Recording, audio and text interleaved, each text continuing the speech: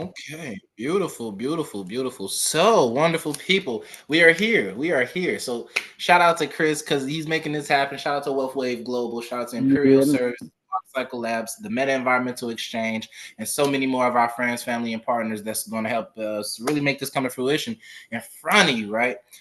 So I really just wanted to introduce Exact Change. It's an initiative, but it's also like an auxiliary part of what Peace Be Still Creative Works does. So a little bit of background on myself because we haven't really talked too much about that with one another yet, but you will be seeing that soon, right? So I'm an epistemologist. I study knowledge. I study how we come to know things, but also I look at the cultural aspects of that, right? So some of the long-term impacts and implications of the work that's being done in every community is what I really have a bleeding heart for, right? I created this initiative called Exact Change to do as stated. That is to exact the change and to be the change that we want to see. Shout out to Gandhi, right? Um, yeah. my tagline for the company is "I can do good now," and I'll pull that up. I'll go ahead and do a screen share after I give you guys a little bit of explanation and background. Um, People ask me all the time exactly what it is that I do on the private side, right, with my company, and they really want to support, but they gotta see it, right? They gotta experience it. So I was wondering how I could best interface with the public world, with the public side of commerce. Me and Chris Hickma and Walt, we all had conversations a few months ago in the very beginning about how to move as a unit.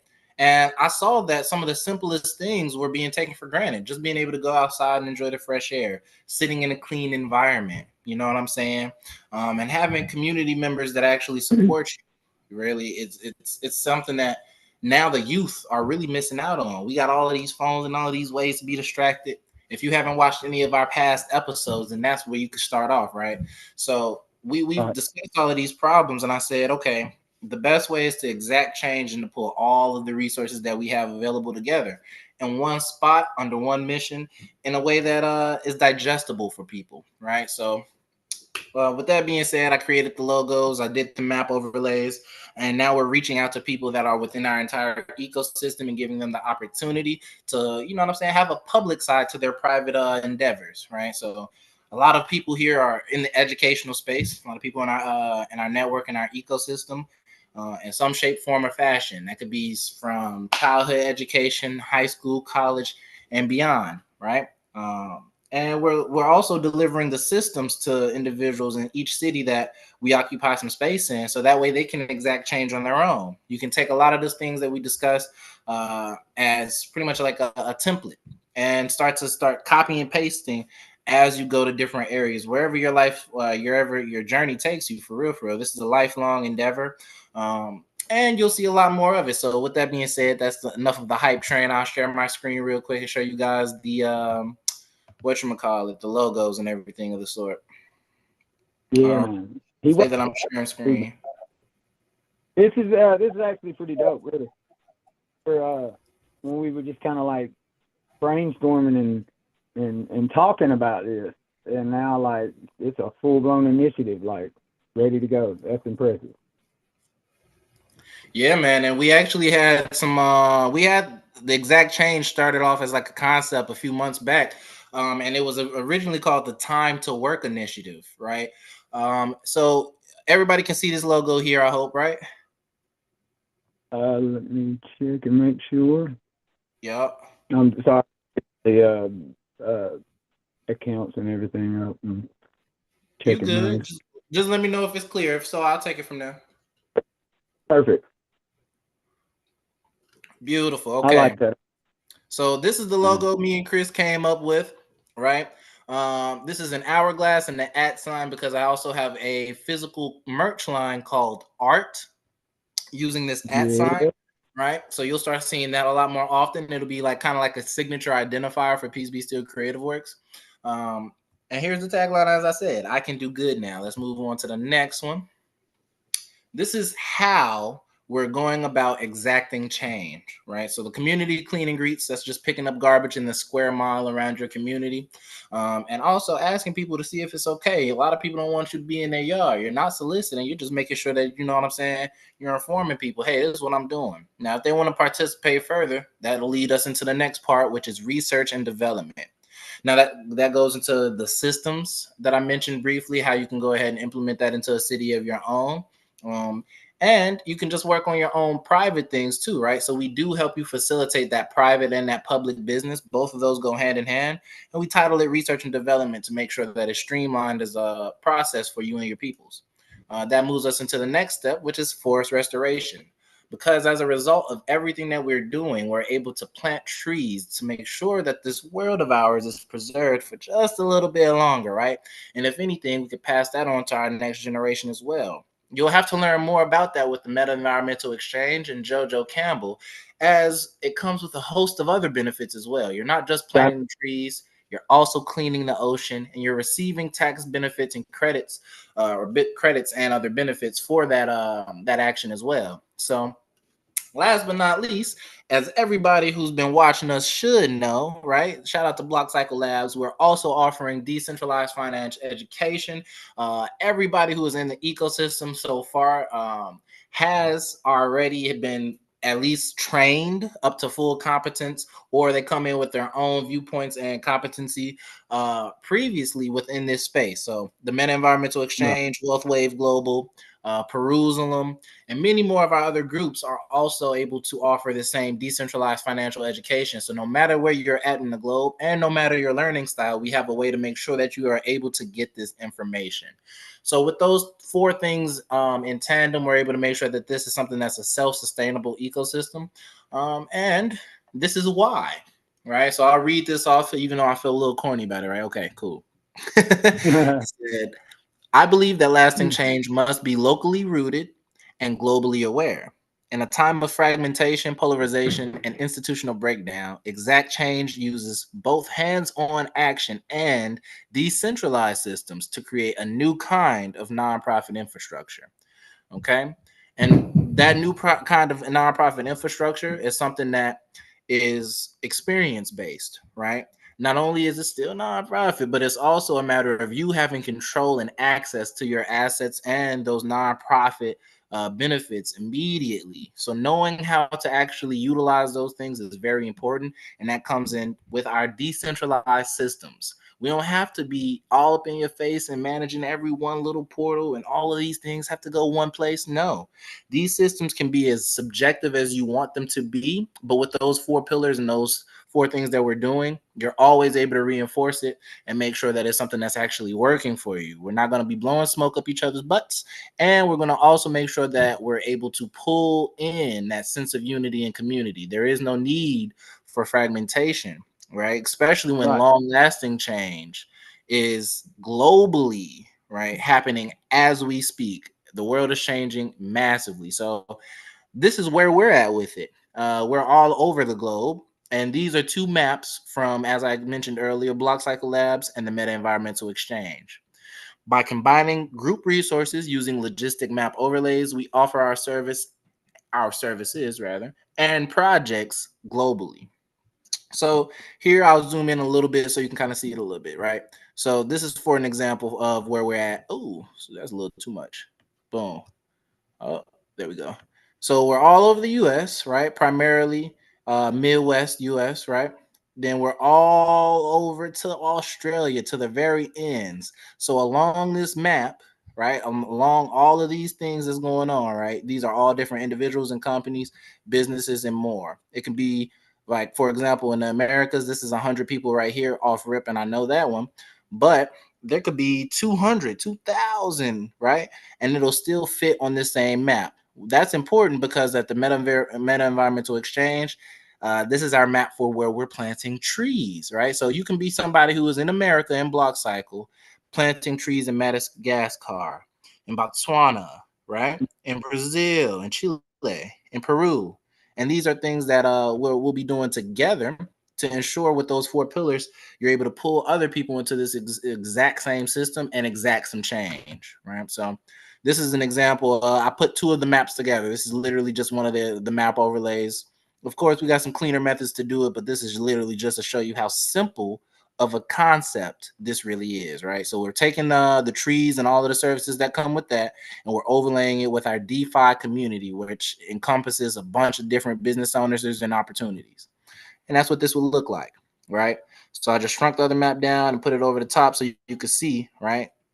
The trees are being planted in the same areas that we occupy some space in. You feel me? So guess what that means? More access, room, and opportunity for you to go ahead and be involved. And we're just going to start filling up this map. You guys get more and more updates.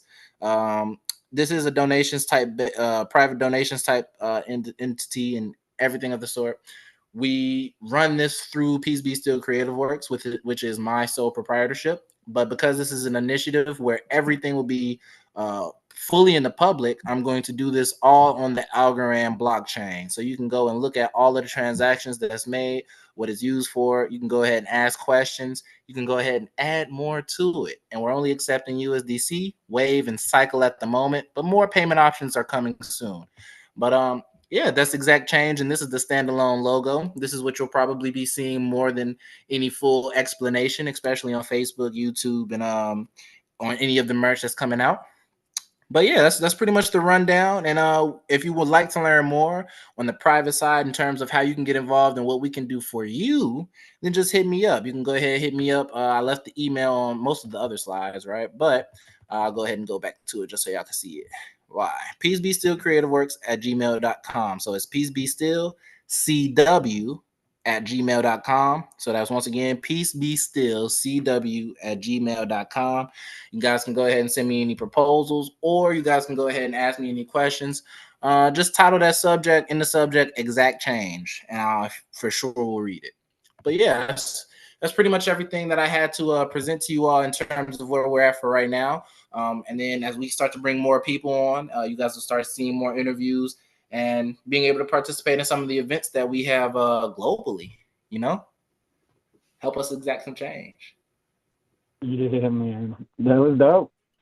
That was a nice presentation, bro. Very professional. Yeah, Thank you. I try. All right, I can take this button off now because now we're going to get ghetto. The business, ready?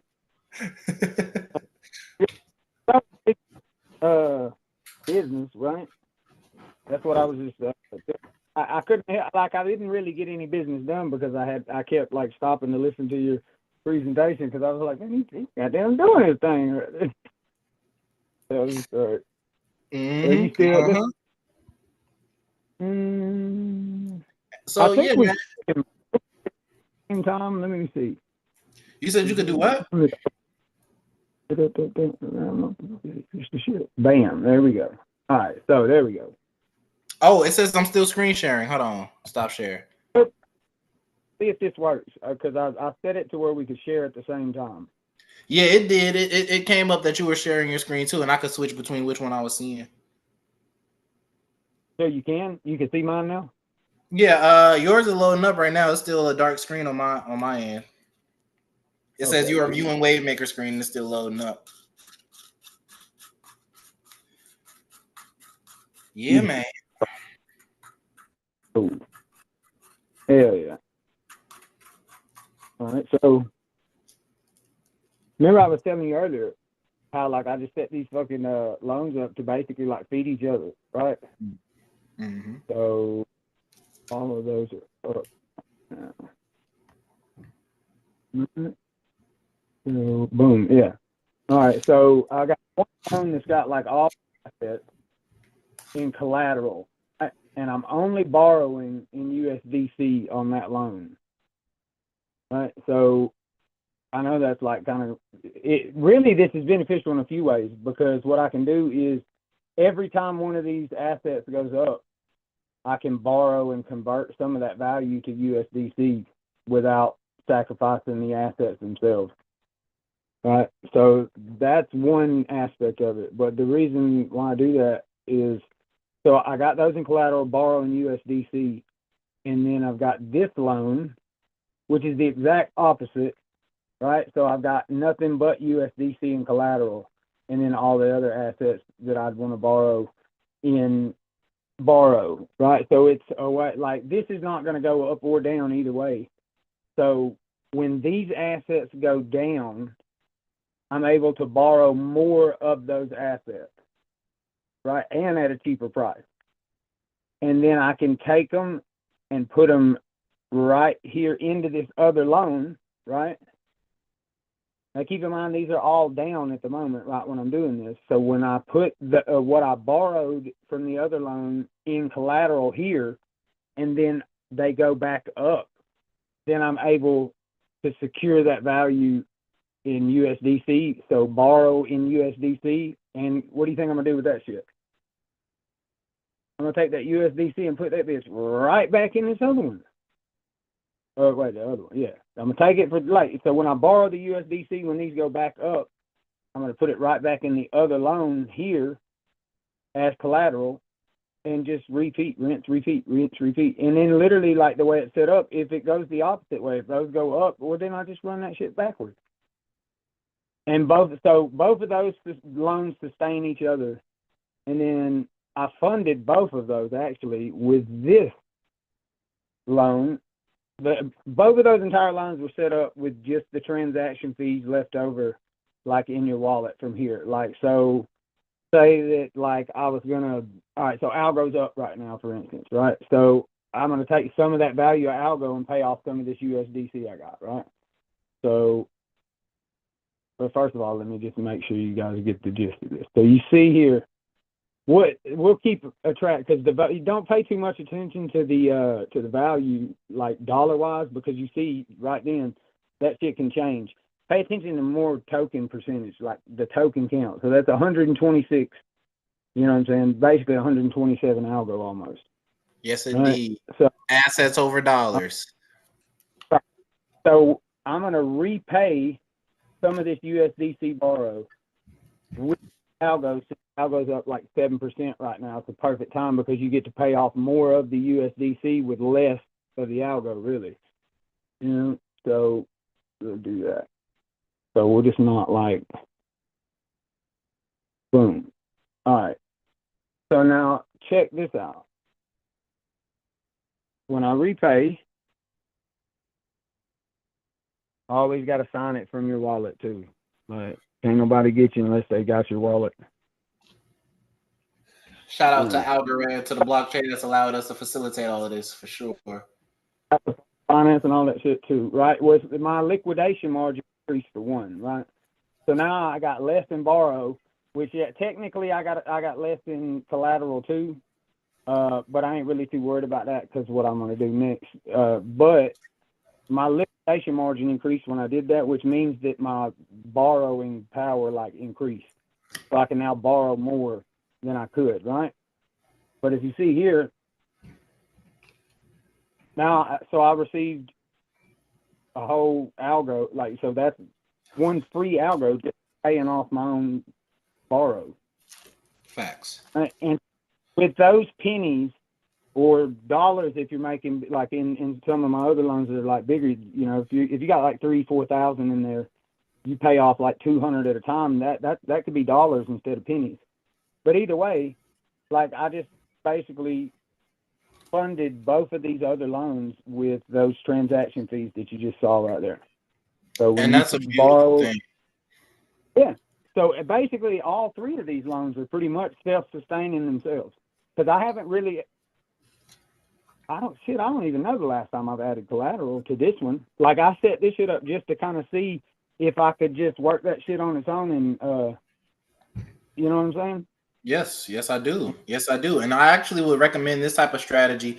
If somebody was to come to me and they asked me how I would run it for a corporation, or you know what I'm saying, a company that's not so much spending so much money, more so having budgets set aside, right? If you're somebody who already has budgets and you're somebody that can pay attention to the things that you're doing, like your transaction fees, for example, no matter the amount of money, whether it's $1, $1,000 to $10,000, right? If you're paying attention to that asset value, then you're never overwhelmed, confused. You're not worried about the typical things that come with trading psychology.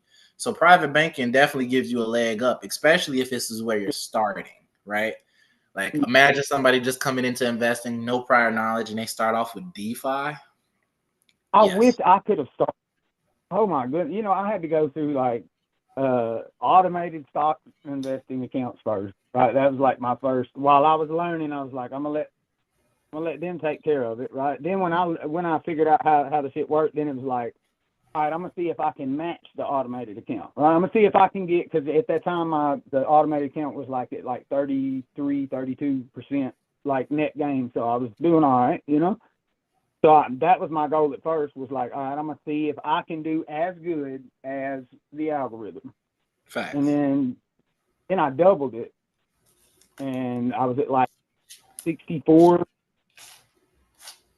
60%, like, you know, on an account that I was controlling myself, and not even like daily either. You know what I mean? Just like kind of a consistently checking it. You know, I might get in there and day trade a little in the morning sometimes, and then just chill out for like a few days.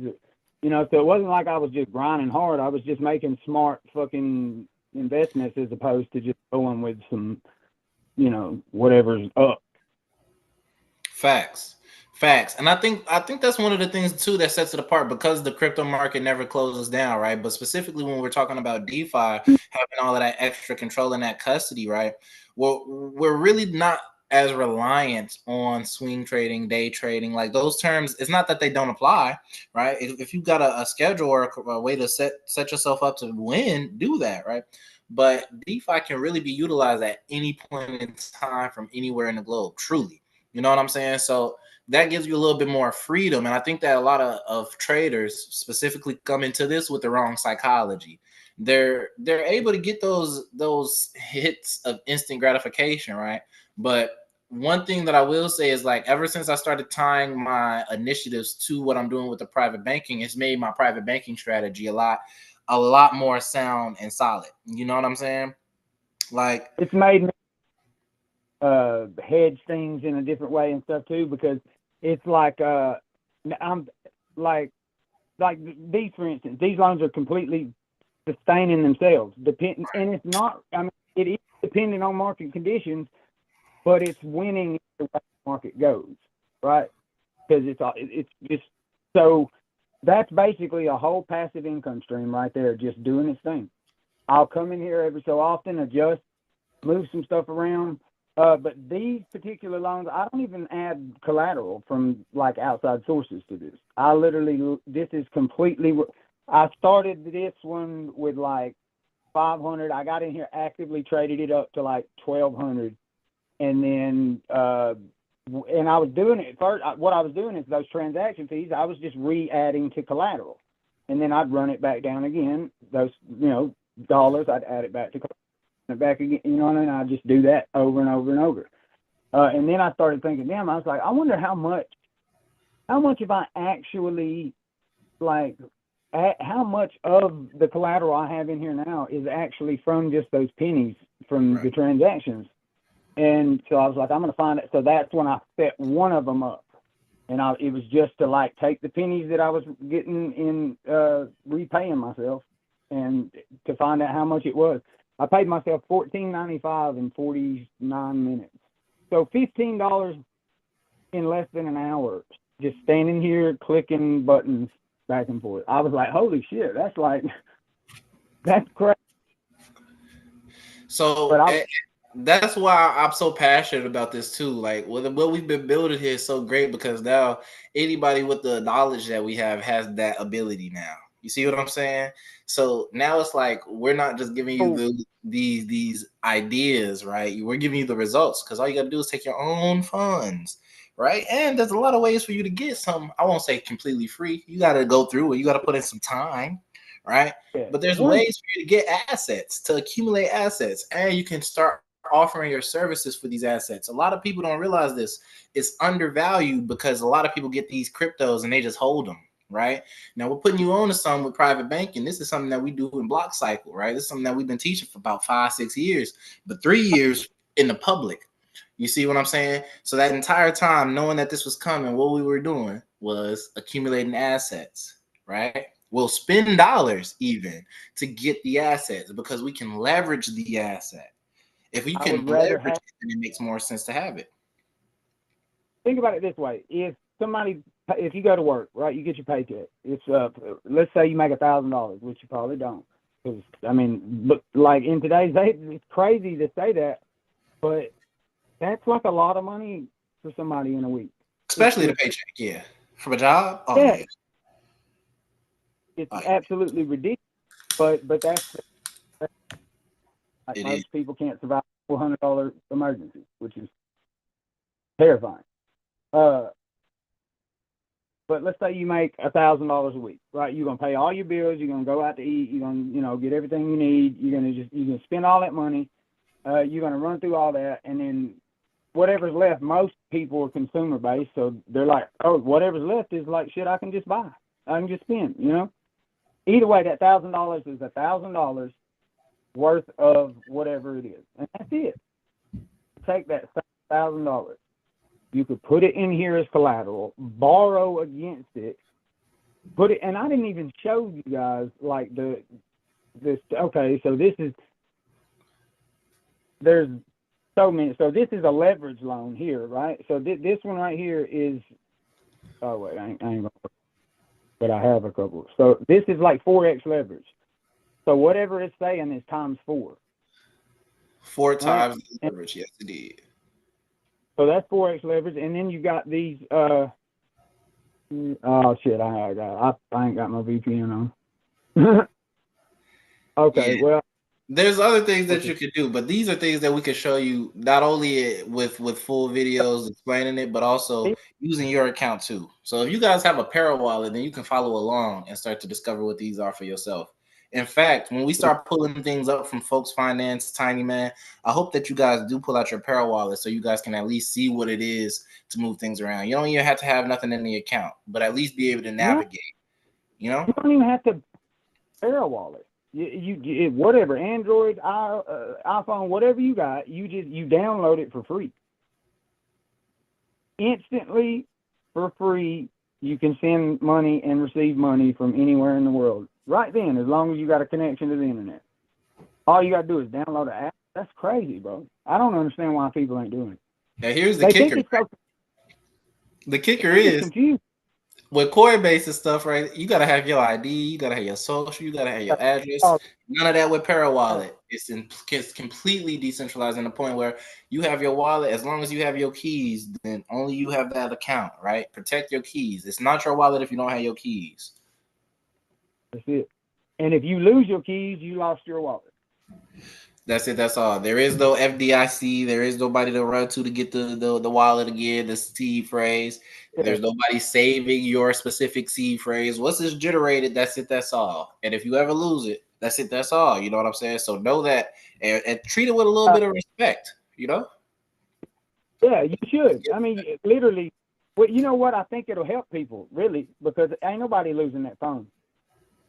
They holding on to that phone for dear life. It is life to them, right? So now you don't have to carry a wallet. Your wallet is in your phone. Well, my wallet's in my phone anyway, but Yep.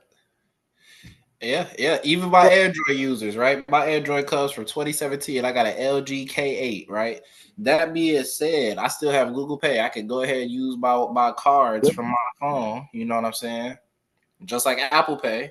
You know what I'm saying? And even though I don't have a direct way, so I don't have that Apple Care thing, I can't add it to that. I got Monzo. I got, you feel me, Spritz. I got, you feel me, Coinbase. I got different ways that I can move things around. So just have ways to diversify where it is you're receiving and sending your bread, man. And I think like a lot of people already got like all of the different centralized ways, right? So if you got PayPal, for example, if you got PayPal and Cash App on your phone, why? If you got PayPal, Cash App, your bank app, you know what I'm saying? Your third-party banking app. This could be like a savings account, like Acorns. You know what I'm saying? If you got all of these apps, right? How much time and how much bread are you really putting into it to make sure that you're increasing what it is that you really have, your assets? You know what I'm saying? Parawallet, I feel like is a great way for you to start diversifying, not only because you can access real estate, private banking, but also you can start launching NFTs and other creative projects as well. So for all of the artists that are out there, this is a great way for you to start taking your art and turning this into another form of physical income. You know what I'm saying? That's valuable. Yeah, exactly. But yeah, and you really can't. I created this crypto token. It was actually pretty easy. This is fact. Shout out to Waldo's buddy, man. He out here. Verification to come back from the Algorand blockchain. I just had to kind of wait. You know what I'm saying? This is facts. Oh, And this and like stuff literally makes me on its own. Like people buy and sell this shit all day. I don't even fuck with it. It just grows organically completely right now. I was actually probably gonna oh shit, I guess it'd be a good so you could literally take the shit that you get from here. We forgot all about that. So like okay, I'm just gonna borrow some shit just for the hell of it. So there we go. oh shit, yeah. New keyboard and shit, I need that. Hell yeah. All right, got a new keyboard and mouse. Oh, that shit is fine too. There we go. You know what? Here, we'll do this. Like, so I was gonna borrow. No, And then and then when you do the swap, could you do it at Tidyman for me just so we could see it? So you can see. Well, yeah, that's what I'm about to do. When you borrow it, that's what I'm saying. Check this out. Yeah. Another thing we could. So Yeah. I'm gonna show. These are the assets that are in the wallet. So there's nothing but Algorand in the wallet, right? Facts. So this is the collateral on the left side. That is the assets that you have put from your wallet into collateral on the Folks Finance platform. And then these on the right are the ones that you've borrowed, right? So when you collateralize on the Folks Finance, the assets leave your personal wallet and they go to the Folks Finance collateral, right? When you borrow, it does the opposite. So everything you borrow from here is going to go back to the wallet.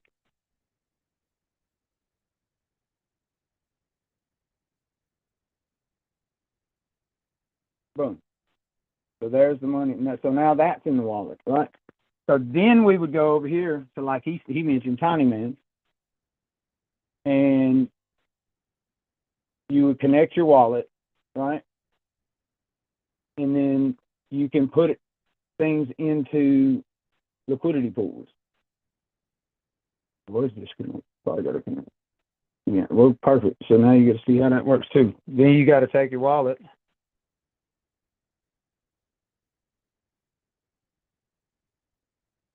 You got to scan that shit.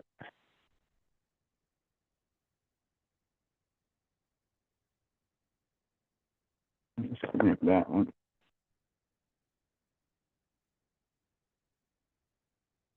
Okay, what the hell? Shit, me, I ain't got no pool. You gotta get with the pro. What in the hell? Okay, I think Tiny Man just stole all my money.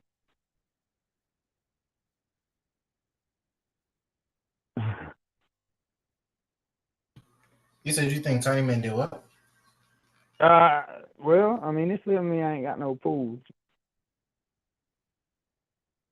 And I know that's a damn lie. Because I literally was just on this bitch. On this same wallet. Yeah, you might have to disconnect and reconnect. Yeah. Oh, that's another thing too. If you ever get a transaction that says that it doesn't come through valid or something like that, or it says server error disconnect, yeah, that's completely normal. Yeah, there we go. See what I'm saying? That's completely normal. That's why I just laughed. It was like, I think Tiny Man stole my money.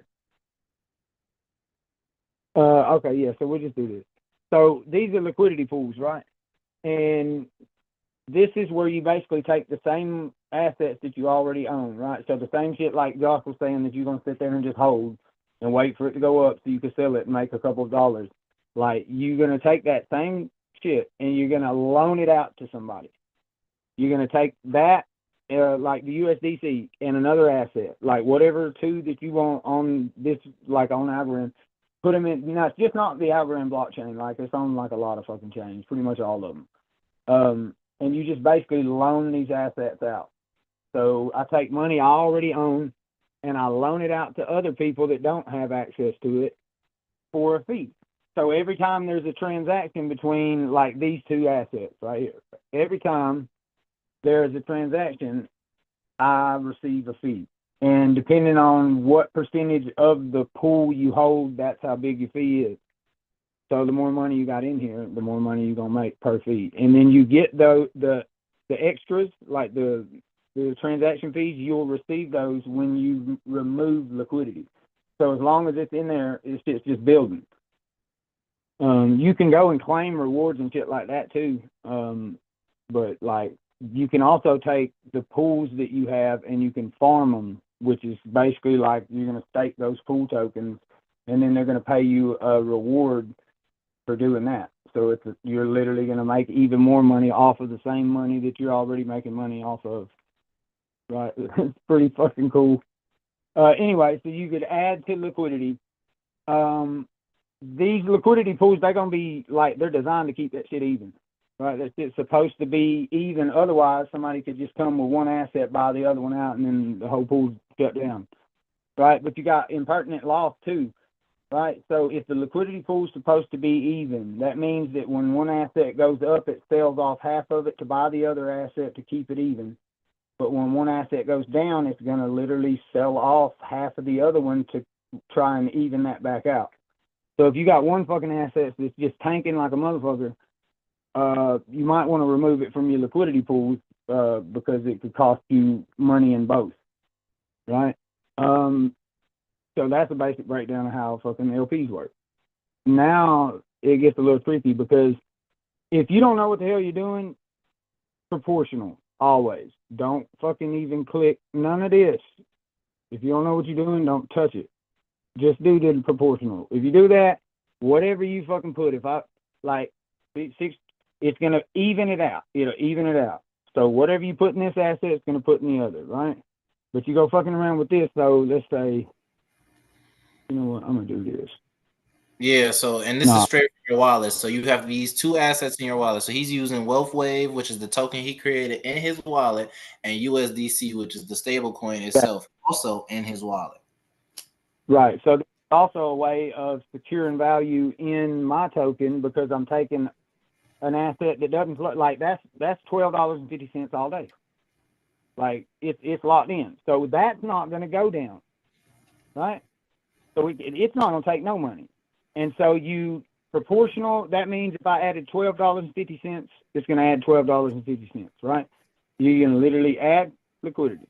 And that's going to literally add equal amounts of both assets.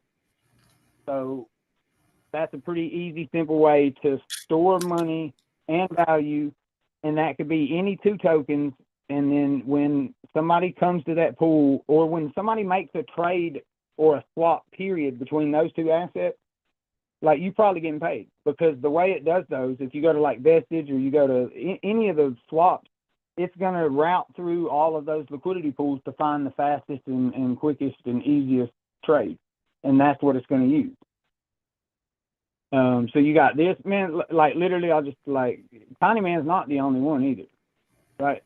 Like I got liquidity everywhere. You got Compex, you got Pac5, fucking, I just signed up for this dual staking platform that's literally going to let me create a liquidity pool, then create a farm and get paid from that. And then it's going to pay me in both assets that I collateralize and stake.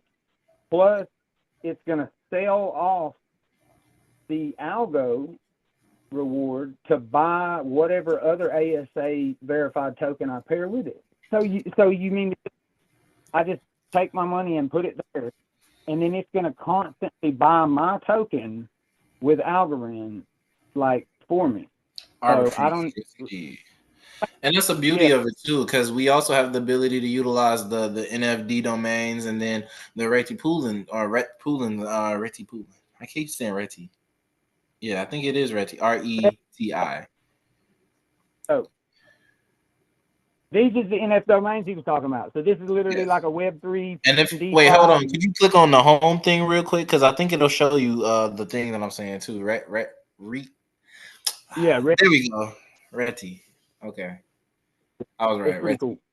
Cool. Yeah, they're dope. They're dope. And this is all connected through NF domains too. Did I even do this? I don't even know if I've done this. What? You're not a validator for pools yet? Oh yeah. So this is kind of what you were saying. So yeah, there we go. It's self-explanatory. See, If not, I might have. It might have been on my DeFi wallet actually. Interesting. That'll do. Maybe I don't. I got a bunch of fucking wallets, man. You see, he just went ahead, he scanned this QR code from his what? Para wallet. You know what I'm saying? Yeah, so And okay. boom, his account is synced. Now he can do transactions. Yeah, okay. All right. You see what I'm saying? And you're able to add stake to the pools and also receive commission based off of everybody's percentage. And it's set. So you can set your own pools up and become a validator for anything that you need to do. Yep. You see what I'm saying? Shows you exactly what you yeah, I'm just gonna throw fucking some out. How many you gotta have? Oh, minimum into stake 5,000. Okay, all right, cool. You see what I'm saying? And everybody can set that too. And you'll be able to see the different pools on there that they have for various assets. You know what I'm saying? Oh, yeah, and you can link it to the GitHub too. Yeah, that's dope. All of it to the GitHub, validated to NF domains. G is greatness, because then everybody that like just like we were talking with liquidity pools. Now everybody that uses what we were talking about, the other site NF domains, this one here. Now you're able to get share in this decentralized business. So think of it like this: they're able to launch their own IPOs based off of their collective income, and that's able to make everybody more bread. That's it. That's all. That's all. It's a very simple concept, but the way that they've constructed it is a masterpiece. So knowing how to navigate means you get to create your own artwork. Here's the cool part too, though. Like it's literally got like, dude, you got like subscription services. You got all kind of shit on here, man. It's straight up sales. Look at your sales. Look at how many people are coming in. You know what I'm saying? And this is where people will be able to donate directly to member services, which is our extension and how we're working with Peace Be Still. The whole ecosystem, right? This is how people will be able to track our transactions and what we got going on as well, too. All within their domains, you know. So shout out WealthWave, because look at us. Look at WealthWave right here, man. Look at that. You know what I'm saying? So you can link your websites, you can link all your fucking social medias, all that shit. It stores your and look, okay, here's the thing. Like it's an Algorand thing, but you don't have to just have. You can have your Bitcoin, your Ethereum, your Solana, your XRP wallet. You can have all those wallets. Let me read that bio out loud real quick. It's worthy of that. Hold on, let me see that. What you say, man? You say empowering global wealth through DeFi, crypto, and financial education. He says Chris is the founder, which is WealthWave Global, right? So shout out Chris. He's a founder of WealthWave Global. Yeah, you got to read this one, bro. You got to read this one. This is your creator of Wave, right? That's the token, and leader in blockchain innovation. Join me in building passive income, financial freedom, and a connected community in Web3. Block Labs and WealthWave, building wealth one block at a time. Man, this is dope, right? I wrote this shit forever ago. You know what I'm saying? And it's one of those things where now everybody is able to see exactly how we exact change. And y'all gonna love this content that we gonna drop, man. We took a heck of a journey for y'all. We took a heck of a journey for y'all, man. We showing a whole lot of love and appreciation. And shout out to everybody who's been commenting and letting us know in our personal DMs and chats, like, you know what I'm saying? Put some names on these episodes. We got you. So we're gonna start naming episodes. You know what I'm saying? You'll be able to tune in. You'll be able to tell people, hey, go check out this one, this specific one. You know what I'm saying? And yeah, I appreciate the support. Make sure you share this video out though, man. Everybody who's watching. See, down here you can do custom fields, right? Mm-hmm. So that's what put down. Like you can put all of your other like centralized things, like your Cash App, your PayPal, your Venmo, whatever other forms of payment. You can add those as a link here. And then you can have all your crypto, all of your Cash App, all your Apple, like every form of payment that you use, you can just attach to the NF domain. And then you can hold your, all right? So literally, these are all assets that I own or bought, have acquired, people sent me. Like, this is just isn't a lot. And this is just one wallet. So that's like, yeah. Every one of those has got some form of value. Oh yeah, speaking of that, you got your Complex Galaxy card yet? I have not gotten that yet. I'll do that, bro. All right, bet that'll be my next thing because I have not. Look, bro. I have not been on my phone all day. I told you that it's so crazy. I have been like going at it, remodeling the entire upstairs. Day I sanded all back, like sanded all the hardwood back kind of smooth. Got all the like little bullshit imperfections. Hit it with shine and with it already looks amazing. Yeah, and I saw you posted the video, the slight teaser of the spackle that you made too, the homemade spackle that you made, color match spackle like that. Yeah, that's crazy. Oh, it works so great, man. I'll never buy spackle again, ever.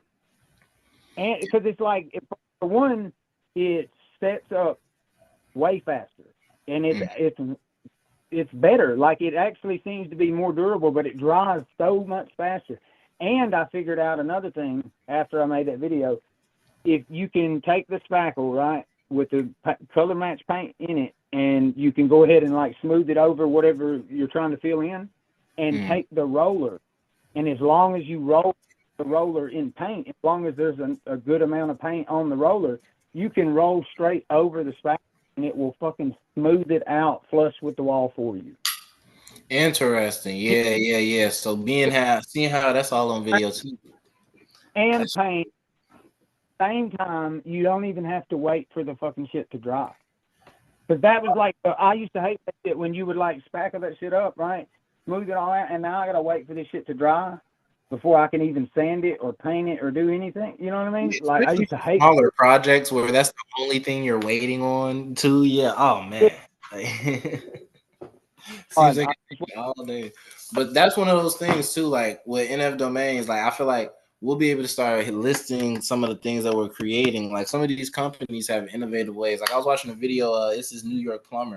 And he was like, man, they was telling me they didn't know how to fix this drain, man. I had to come up with something. Dude fabricated the parts himself. You know what I'm saying? I'm like, hey, bro, you need a patent. The way he made this stuff work. He was like, yeah, man, it's a low pressure. We're in this high-rise building. You know what I'm saying? 4 of my guys came out. They was all standing around watching me do it. I was like, man, yeah, I bet. You know what I'm saying?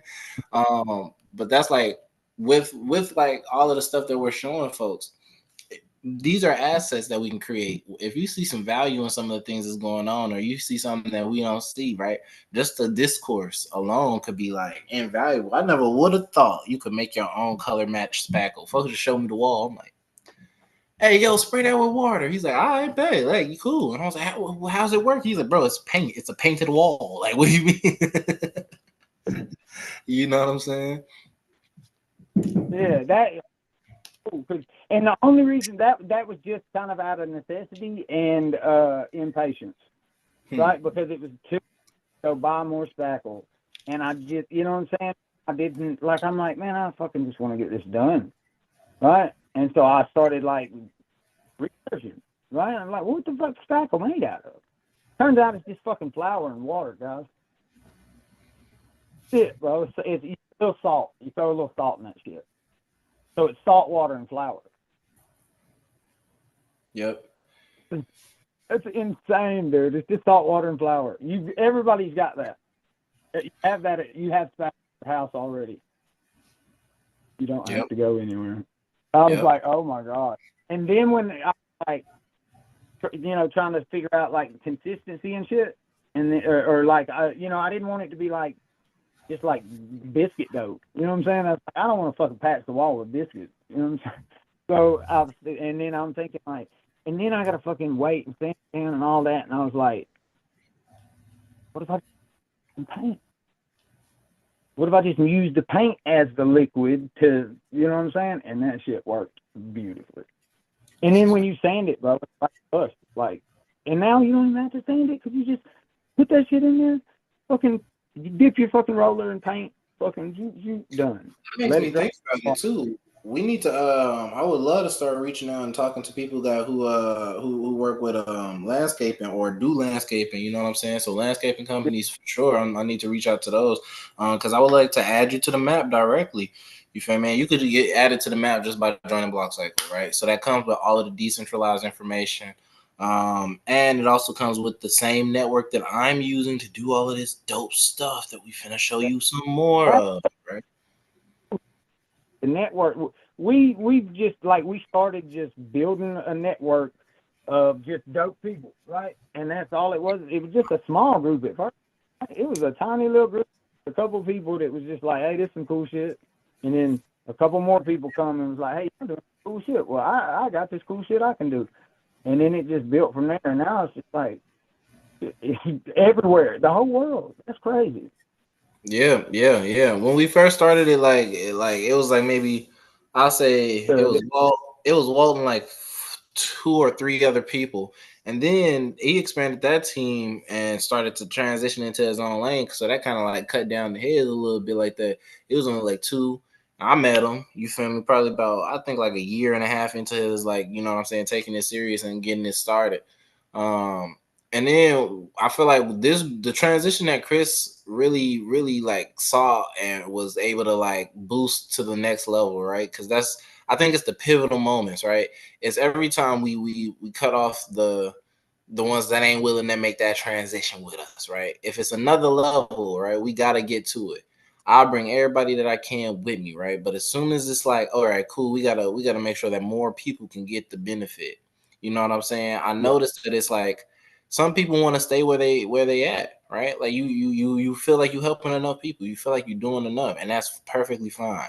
And now more people are able to assist you now. So Exact Change is able to even circle back and bring everybody that helped us in the original transition phases too. I feel like the team is probably more than 200 people.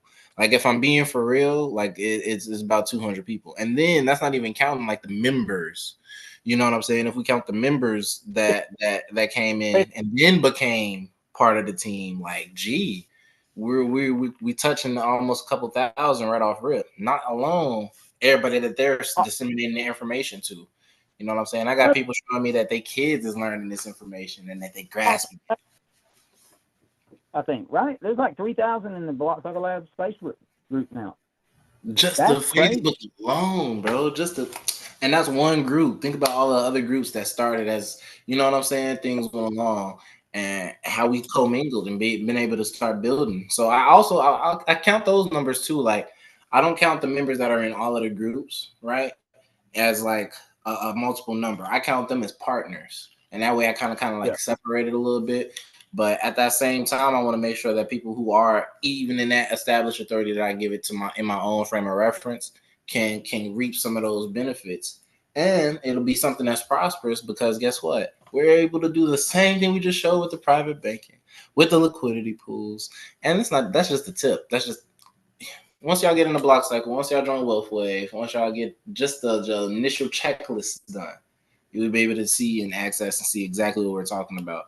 And I feel like hopefully by the end of this year, we'll have people that are just throwing themselves into these types of conversations because ain't no such thing as a wrong way with this. Like, if it's working for you, there's a strategy behind it. You got something going on if it's working for you. You know what I'm saying? First and foremost. You know, honestly, we like to out and see if it works. And then if it does, we tell y'all. I'm some shit right now. Yep.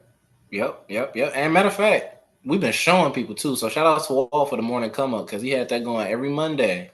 You know what I'm saying? So now we got it on pause. It's gonna be a rework. It's gonna be an upgraded thing where, especially next month, people will be able to go ahead and experience the full brunt of some of that accumulated experience. You know what I'm saying? I expect a lot of great things from everybody who's been a part of it because they've shown me that they can do even greater than great. You know what I'm saying? So great, it's just the bare minimum now. I just feel like, man, we blessed to be able to bring this to you all in this time. You know what I'm saying? And even if people are just now like catching on, I feel like the people that I'm even sending these videos to, right?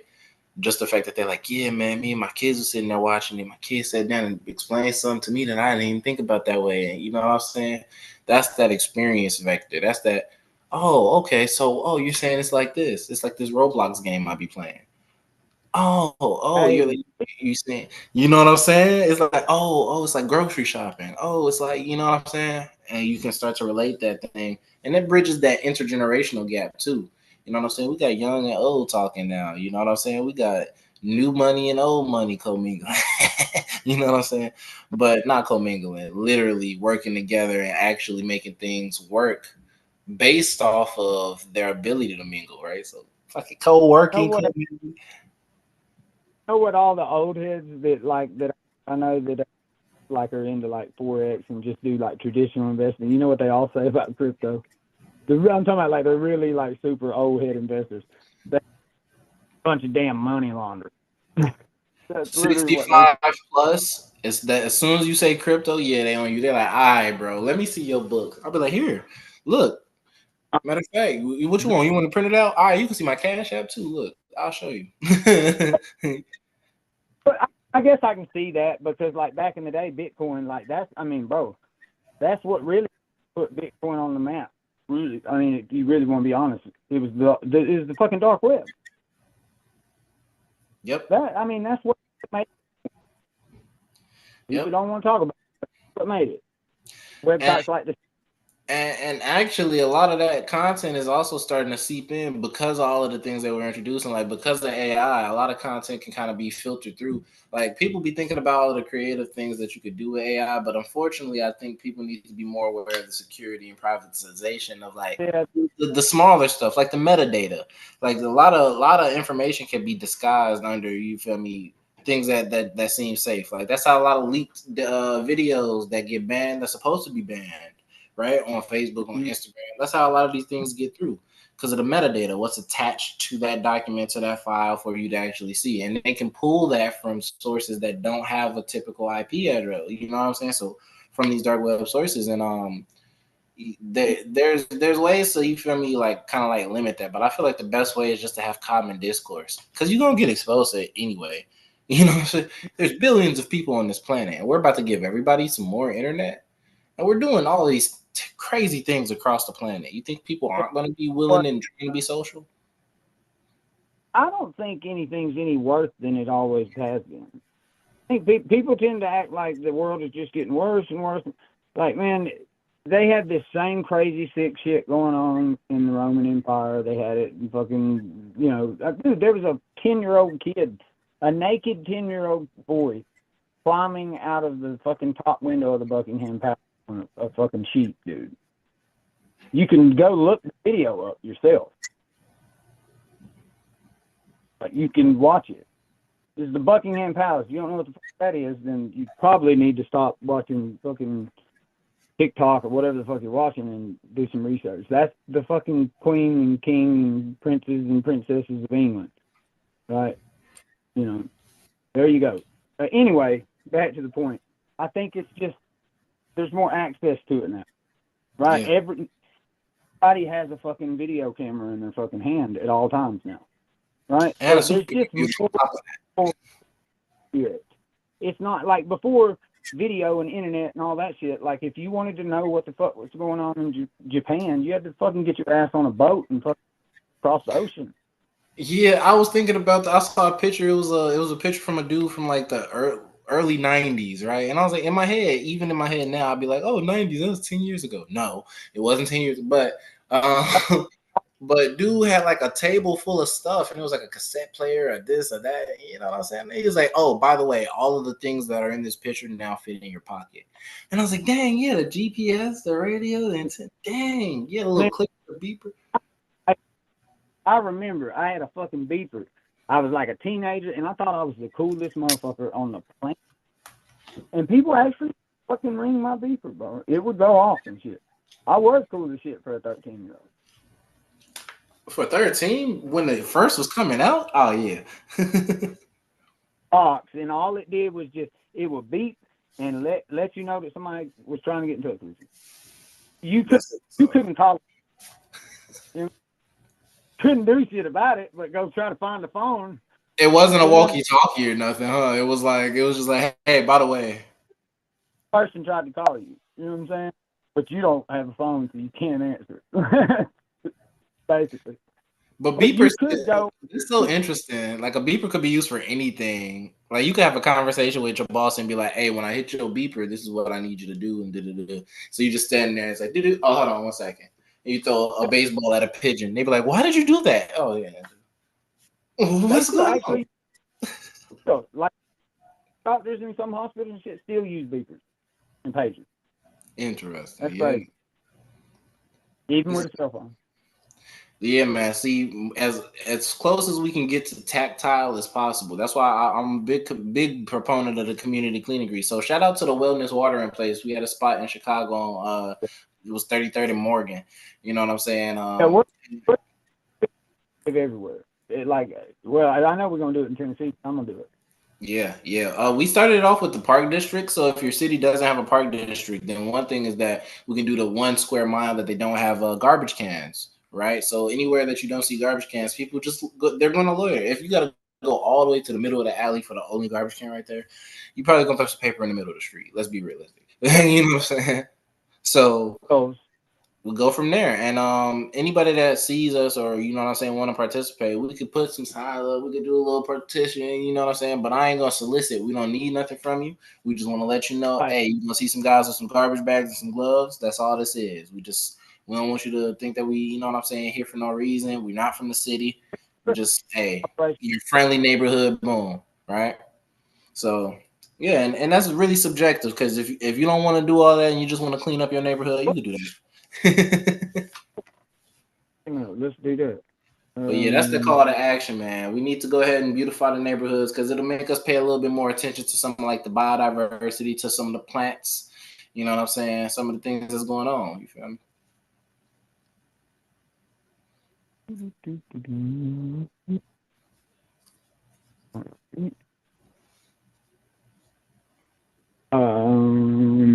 Yeah, it's loading up. Yeah, screen's okay. Oh yeah, these have vaults too, guys. Are you on the NF domains? Hold on 1 second. It's still loading up on my screen. I don't know if it's still showing on YouTube though. Let me see. Let me peep the YouTube real quick. Hold on, just a little bit of maintenance. You know what I'm saying? Okay, it's not. Can you see it now? Okay, there we go. Now it's showing on YouTube too. Yeah, it's showing. You good? All right, so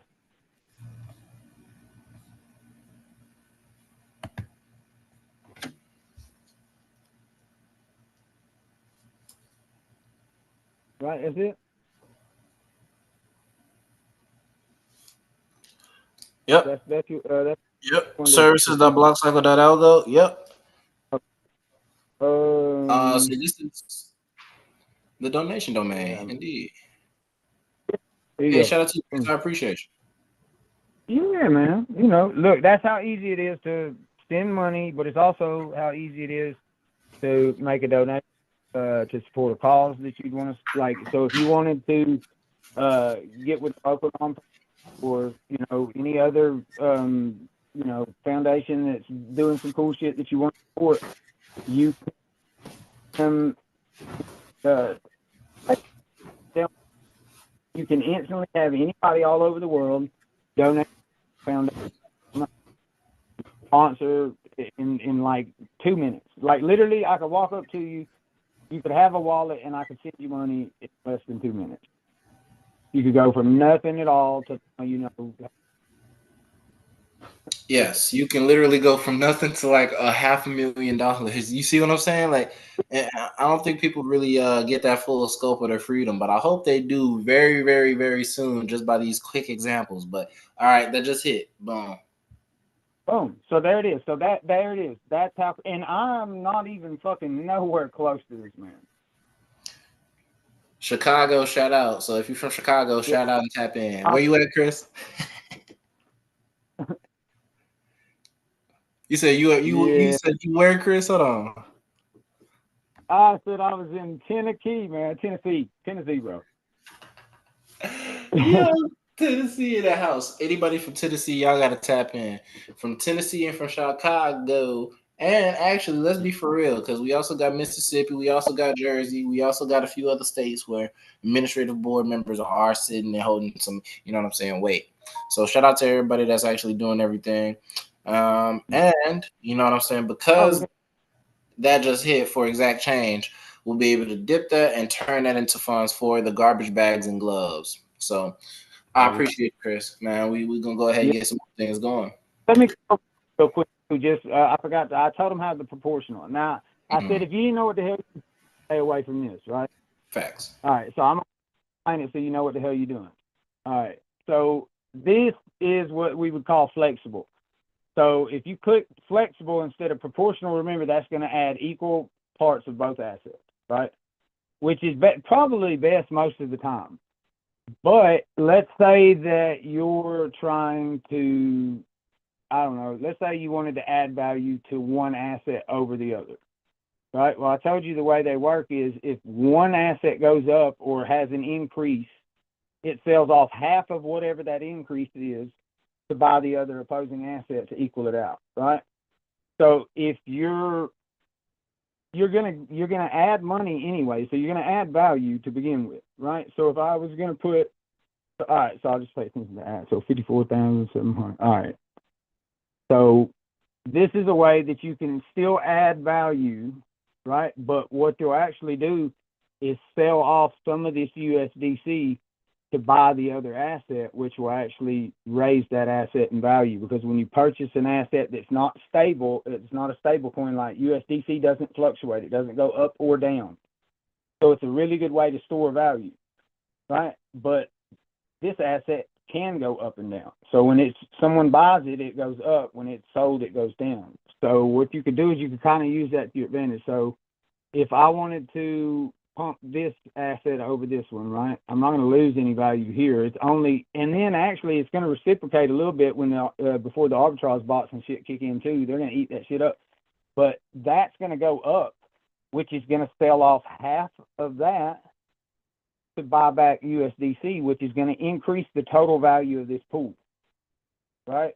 So that's it. It's like a extra added little bump that you can do, right? So what I would do is instead of doing proportional, right? Now keep in mind that 1250 and 1250. What I'm going to do is I'm going to do the 1250, but I'm just going to add like a little less of this asset, right? So it's going to sell off the difference and buy this asset as I lock it in. So that right there just added money to the liquidity pool, but it also made an increase in the actual token. And you've got to wait a few minutes. Most of the time, well, there you go. So there's already a 4% change. So that's a 4% increase. Just in the, you know what I'm saying, which I did add that earlier, you know, so that's factored in, but usually it takes a few minutes. So this probably isn't even all the this. It's probably going to continue to go up as it goes for the next, like, it usually takes about 15-20 minutes for everything to kind of settle in. That's when all the bots will get in there and do their thing. And like all the shit's going to kind of, oh, you know what? While I'm waiting on that though, I might as well.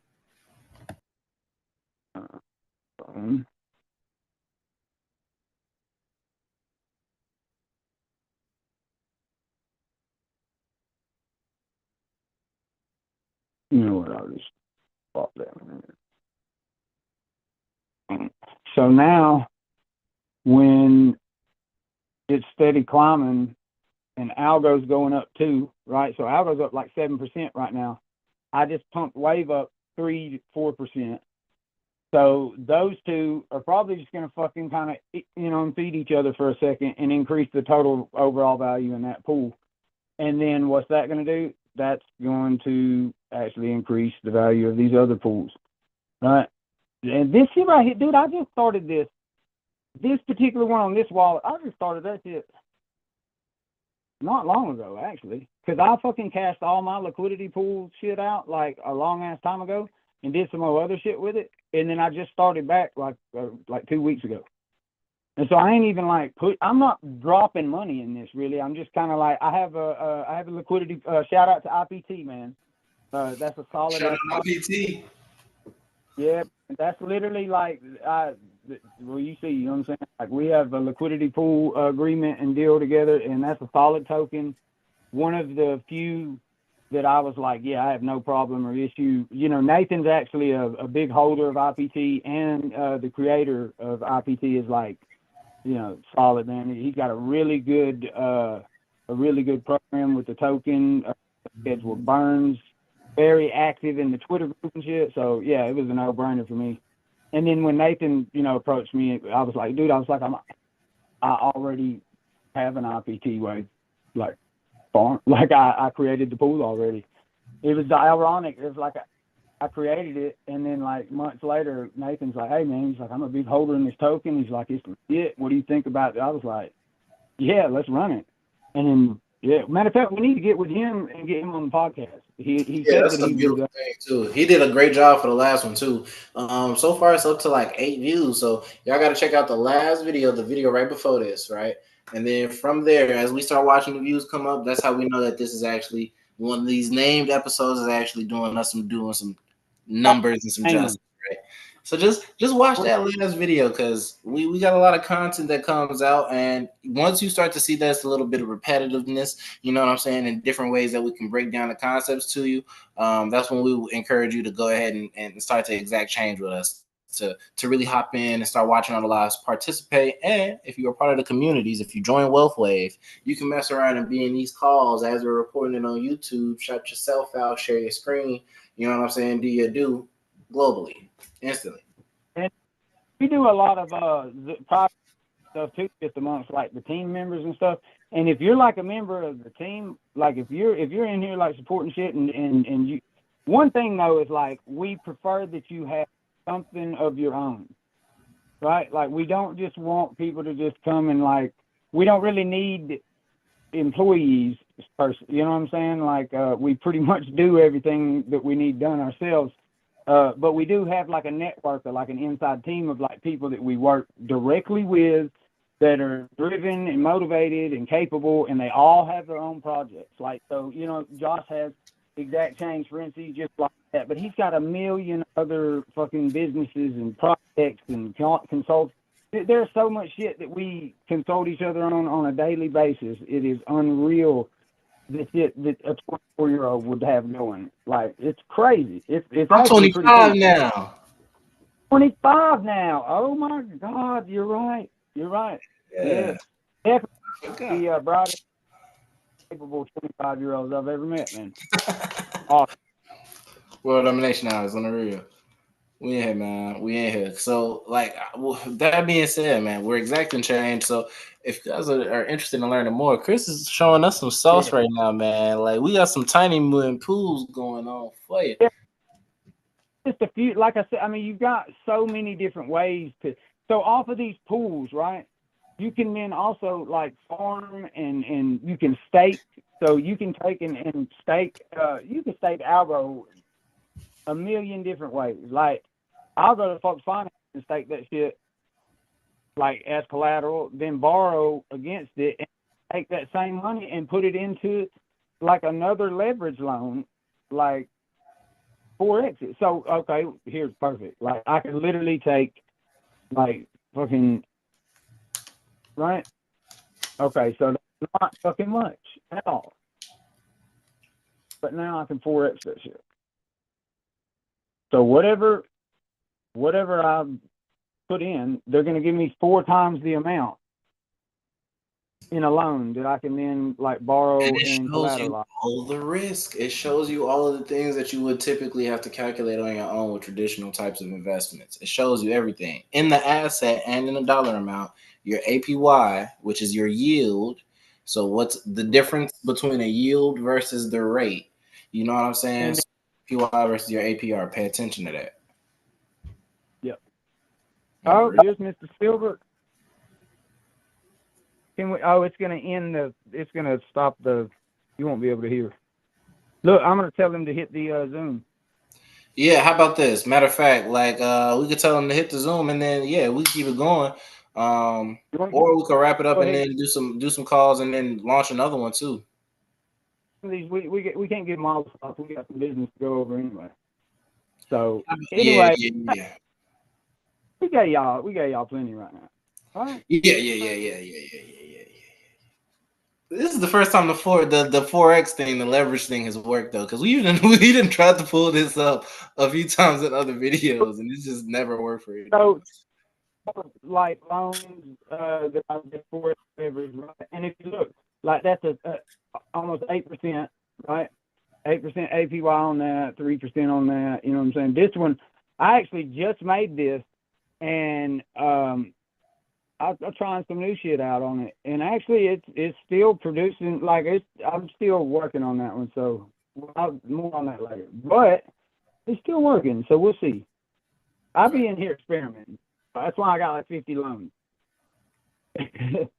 But I'll be figuring some shit out now, and it is amazing. Like literally, I used to tell Chris when I was mentoring him in the beginning, I was like, bro, like every day, I find a new way to make money off of the same money that I already have. I already have it making money, and I find a new way to make money off of the exact. I don't have to add anything. I just loop that shit, man. That's what it's all about, and it's beautiful. You can loop all this shit that I just showed you can work fucking like coexist together, and if you do it right, it will support itself. That's what the name of the game is passive income. If you're not making passive income, it's basically you want to make money when you don't have to focus on making money. That's the whole point. And then it becomes, all right, so if the goal is to purchase, the 5 things you want, right? Then you got to start looking at whatever it is you fucking want in a different way, right? You can't look at it as, oh, this car that I want costs $20,000. You got to look at it in a way of like, all right, if you're working a job that pays $500 a week,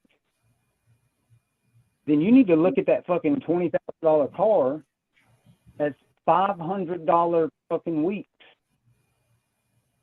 right? How many weeks do you have to work to acquire that $20,000 car? Right? You start thinking about I got a story from too. So, you know what I'm saying? When I first started working, I was working at Mariano's. I was working in a deli, right? And I first started working there. I wanted to explore all the options for the 401ks and stuff like that. I started helping other people out too, like oh, you don't know how to navigate the portal, like simple UI stuff like that, right? And I realized a lot of the time that I was spending, you know what I'm saying, getting this bread, like I was maximizing it just by helping people out. You know what I'm saying? I was like, hey, what if I'm doing the same thing with the assets? So the actual physical dollar that I got, from using that to actually make me some more money. Like, let me see if I can, match my income with what's going on with, you feel me, the rest of things that's going on. And over time, I started to see like, okay, my $400 that I invested in learning this extra skill, which happened to be photography at the time. I got my first contract for, I think it was like 600, and then $600 was like pictures, videos, and some of the editing. You know what I'm saying? I didn't expect the timing to be so tight, right? So I had to learn from my mistake. I had to make up for it. I was like, oh man, look, I only got 2 weeks to get this done. I had like 45 videos, full length videos too. So I didn't understand about having a video that's too big, you can't edit it from one spot. Like, you know what I'm saying? All of these different things. And it kind of made me realize too, though, as soon with all of that feeling of being tight on time, that strenuous feeling, right? I was like, man, I really just made what I'm making a week in like maybe like 20 minutes, 30 minutes of conversation, and about 2 hours of recording videos. You know what I'm saying? So with that, I was like, wow, it was worth the mental, you feel me, strain that I had to put on myself, because now I know how to make it easier. Now I know what things cause that stress, and now boom, now I'm able to start time blocking. And for anybody who doesn't know, time blocking is one of those skills where it's considered a meta skill, right? But a lot of entrepreneurs, or people who have more time on their hand, right?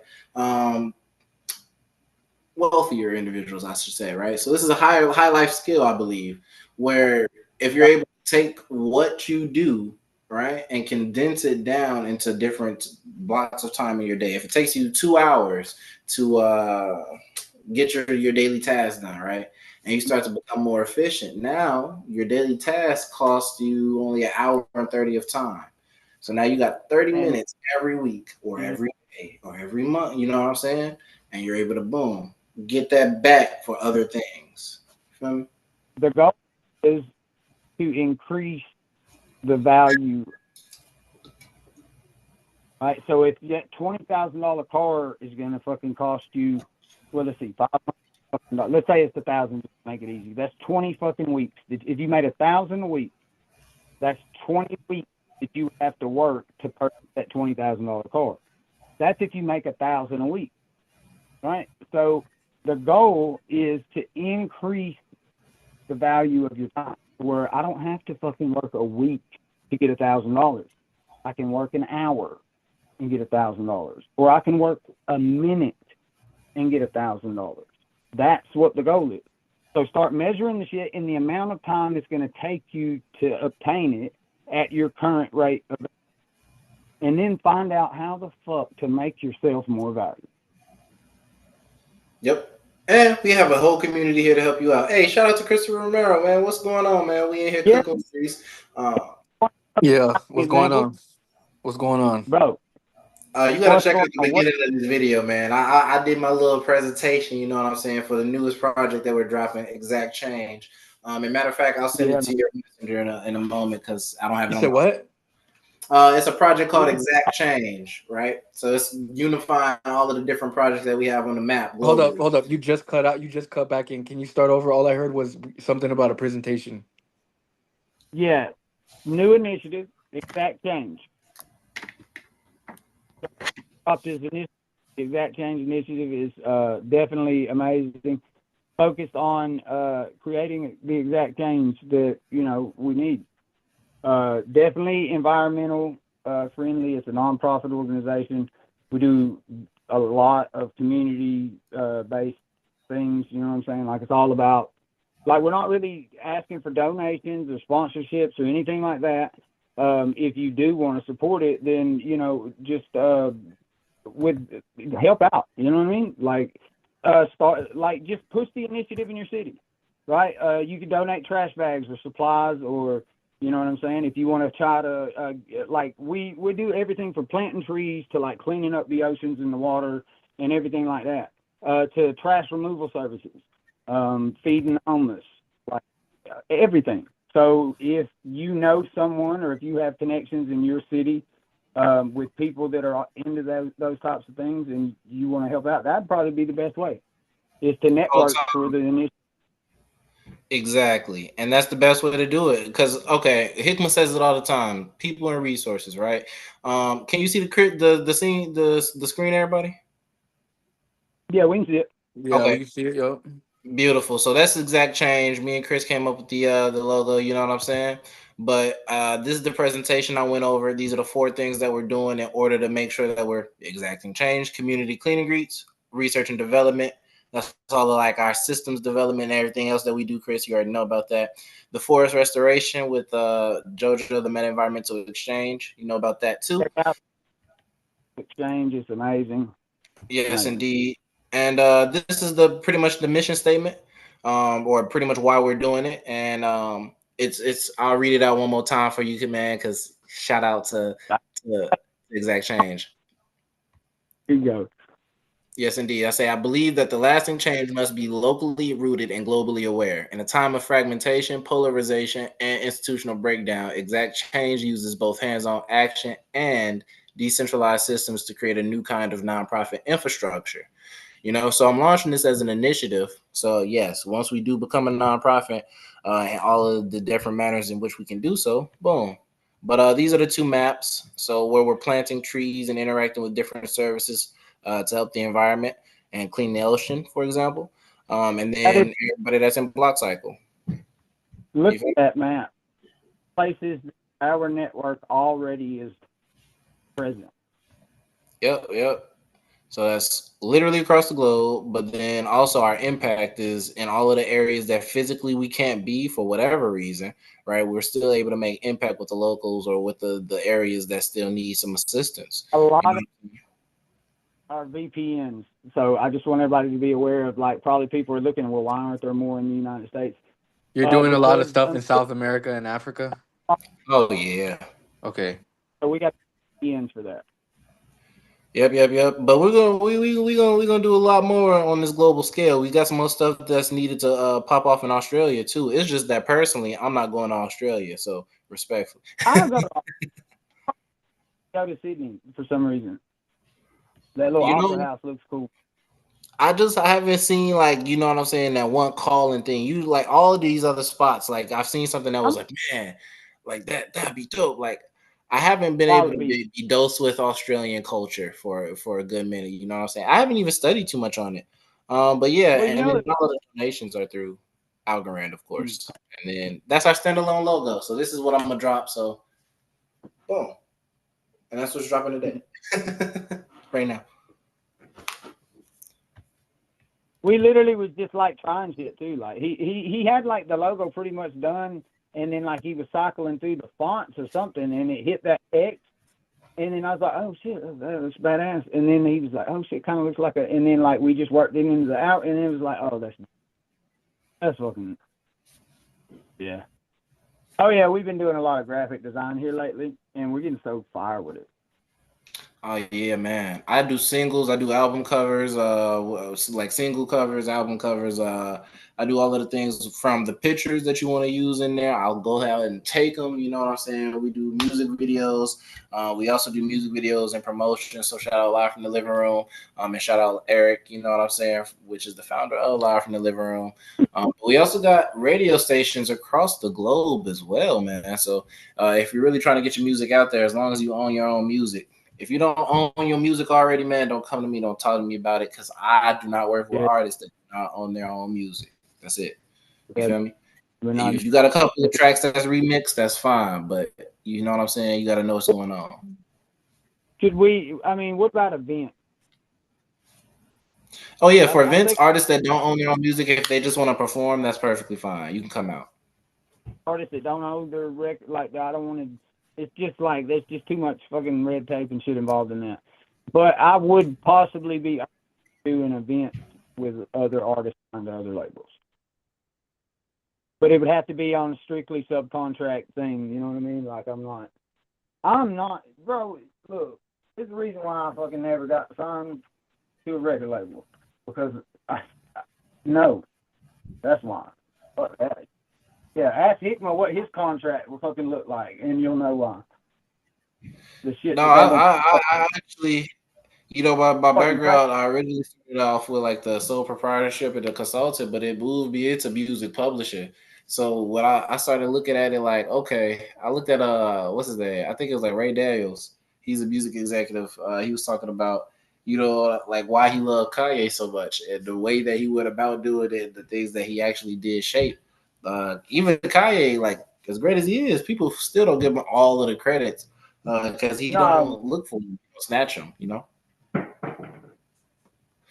But that's one of those things where artists is never really informed on how to leverage their situation. Usually they come in off of good faith, and that's another thing. Like I'm cool with that, but I would like rather you come in with good faith and education. You know what I'm saying? Like, yeah, man. I'll do some good faith type things like that as long as you're willing to do the educational aspect. At least the decentralized finance, because now you're able to take control of what you already could touch before you even knew me. You feel me? So you walk off with a leverage point, at least in whatever you do from then on. Especially if you're an independent artist, using crypto and NFTs and DeFi, because like literally now, covered. You have all you have to do is get attention. That's it.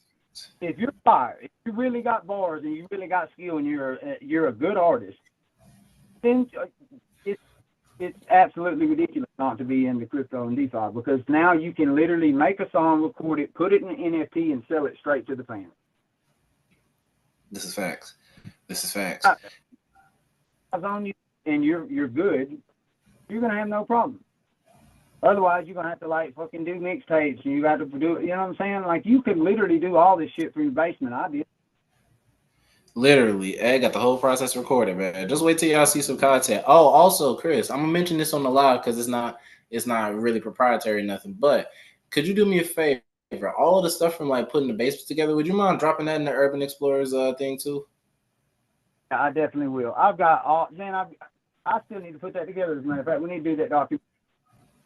You know what? Me and Rick are gonna actually haul off all the scrap and just all the shit that like was either already in here or that was like left over in the trailer or that we just kind of accumulated through the whole process. Right. Yeah, load it all up on a trailer, take it and scrap it, and then we're gonna take that money and we're gonna put it into the like maybe the token or some kind. It's going back into the network. You know what I'm saying? It's somehow it's going to be reinvested into the network in some way, fashion, or whatever. And guess how you can do that? Guess what? Now we got exact change. You already had the Meta Environmental Exchange. You already had Block Cycle. But now with exact change, you can invest in all of those. Because the way that I'm looking at really distributing all of the funds, right? Like I guess I could talk a bit about distributions. Everybody who's in these different communities has access to the same map feature, right? So because we've utilized the same platforms for the most part, outside of the things that were already built, you know what I'm saying? We have ways to centralize those connection points so we can have more group meetings and pull the whole ecosystem together, right? The problem with a lot of the globally connected groups that I've worked with in the past was the fact that they didn't necessarily have a way to solve their time zone issues, right? And we ran into that in the beginning stages. Like I had 2 or 3 phones running at a time with different time zones on it. You know what I'm saying? That leg up on you guys, and I would have never suspected it because I don't pay attention to what time and what day and what month and all that shit. It's just I know it doesn't make any sense. You would think that would make it harder to coordinate multiple time zones with multiple people, but it's not. Everybody else seems to struggle more with getting on time with the other time zones than I do, and that's the only thing I can think of is because I never pay attention. Like up until I started working with you guys and actually doing this online shit, like I was doing me all the way, bro. I didn't fucking go nowhere unless I wanted to, and I talked to nobody unless I wanted to, and like I didn't give a damn if it was Monday or Friday. Every day was Friday. So I was like, I am adjusting the scheduled, living. But Yeah. on time zones, man. The thing that really called out to me, right? Like I started to realize it was like it was certain days of the week that were more convenient, but it was also just a matter of overall family time thing. Like you got to keep in mind, like people who are maintaining their lifestyle. Like I was calling this one client I had. We were only like 2 or 3 hours apart. Like they're in Vegas, or no, they're in California, and I think it was Burbank. But like I kept calling on Sundays, and I just never really paid attention to it because Sunday just happened to be my most free day, and I was like, okay, cool, you know what I'm saying? And he was like, look, man, you call me right before church, so we got like 30, 40 minutes, and I'm like, oh, okay, cool. And I peeped, I was like, well, maybe I can get more time done, more things done, so I have less of an explaining to do. I started to time block how much time it was taking me to explain what's going on, fill people into the project, see where they also go in. So that's your strategy calls. Shout out to Bruno. Bruno helped me put some things together, also related to the minimum viable products and my avatars, my custom avatars, customer avatars, partner avatars, and all of these things are interchangeable based off of the segments that you use, right? And minimum viable segments allow you to pretty much like classify what's going on. Like certain things, if I added to this business, it would allow it to classify itself as a nonprofit, or this would allow it to classify itself, you know what I'm saying, as a faith-based organization, or something like that. But yeah, those certain tax too, like if a certain percentage of the funds that generate through your business go to donations or charity, then you get to label it, that way as well. So currently it's 30%. So there's a lot of different aspects that goes into like a nonprofit, and then the forms of nonprofit. There's different ways to utilize them too. I do think that Josh is doing something pretty amazing, and the incorporating the DeFi into the nonprofit, it definitely adds like a whole nother aspect. Yeah, and my whole thing is this, right? Because even with the political aspect of things, right, I know that the next shift, whenever we get Republican, whenever we get Democrat, whatever the case may be, they always try to like kind of rework or undo or something like that. So the fact that Trump is flooding them with so many different things that affect exactly what they got going on, you know what I'm saying, already that has been in place systemically. Like what the World Economic Forum has said, what you know what I'm saying, Vietnam joining BRICS, and you know what I'm saying, so many different aspects changing the world right now. I'm also looking at it from a perspective of like we got kind of got ups, right, with how the UN works too. All of the stuff that they're going to try to undo in this next little shift with DeFi, we can kind of be either or, just the same way we're doing private banking and the liquidity pool. So if the market is up or down, those transactions. So from the fact that they're able to make changes in legislation, and sometimes people are even in a position where they feel like they're just being told, right? And I'm seeing this in government too. They're being told that this is what's going to happen, and then they spend so much time on discourse that they're not engaging with the things to change, right? I'm looking at it from a global scale, just the same way I would with just the consulting one-on-one with somebody, right? So in that subjective manner, that's how we taking over the world. That's world domination, right? If you yourself can look at it from a global scale in terms of how you're working to solve your own problems, you're going to end up solving the problems of many others.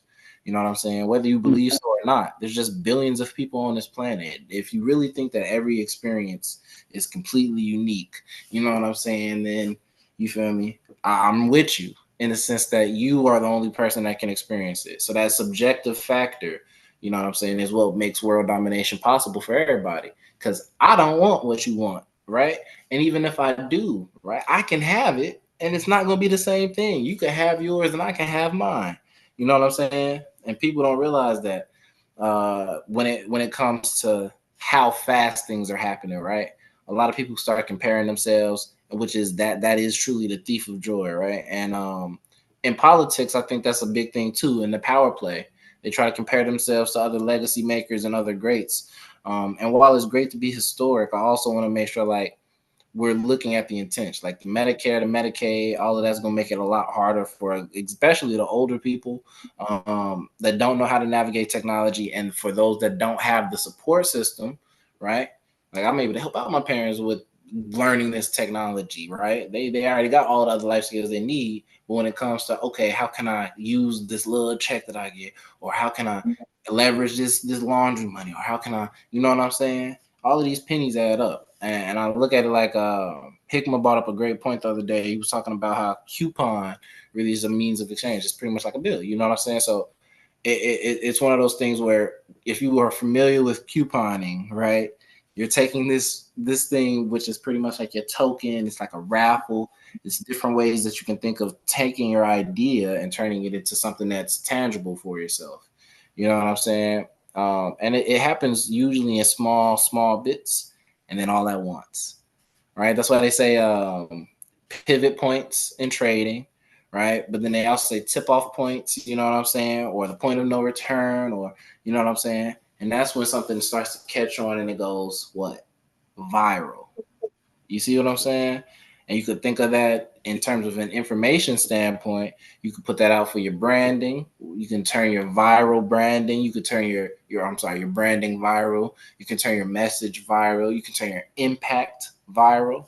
You see what I'm saying? I don't really do too much marketing, but I still got connected with the whole globe. See what I'm saying? So yeah, and that's just a case in point. And I am gonna start tooting my own horn a little bit more too. We don't really push for money. We don't market shit. We just get on here and just pop shit in our little podcast here and there. And then the rest of the shit we do is like really in the background. Here we do it, and then it works, and then we tell you about it. Yep. And now we're giving you guys the option to participate in it, you know? We're doing this the hard way for sure, but it's all right. I like the hard way. I keep sharing this thing. It's really redundant, but I'm gonna keep sharing it on my story. And it's this thing in all red as a banner. It says we do this not because uh uh we do this not because it's easy. We do this because we thought it was gonna be easy when we started. Yeah. What you gonna do? Quit? Nah. Going gets tough, you get tougher, man. You got to, bro. Because the alternative is literally being stuck independent, like all the people that live. One thing I'm gonna do is I'm gonna make a fucking way, man. You know, because really, bro, if you are dependent on anybody else, you are setting yourself up for failure. I don't care who you are, bro. If you're depending on a single other person other than yourself, If you have your house in somebody else's name because you don't want to pay taxes, yeah, that's it. they can. There you go. There you go. If your house is, and this is coming from experience, this is a man that just had his house took. Facts. Right. So if you are dependent on anybody else, I don't care who it is, maybe all the time. You know what I'm saying? Kids literally get strung out on drugs and steal your shit. Facts. These are facts. Right? You do not become dependent on another person. You can work together with someone mutually beneficial. That is absolutely the best way to go.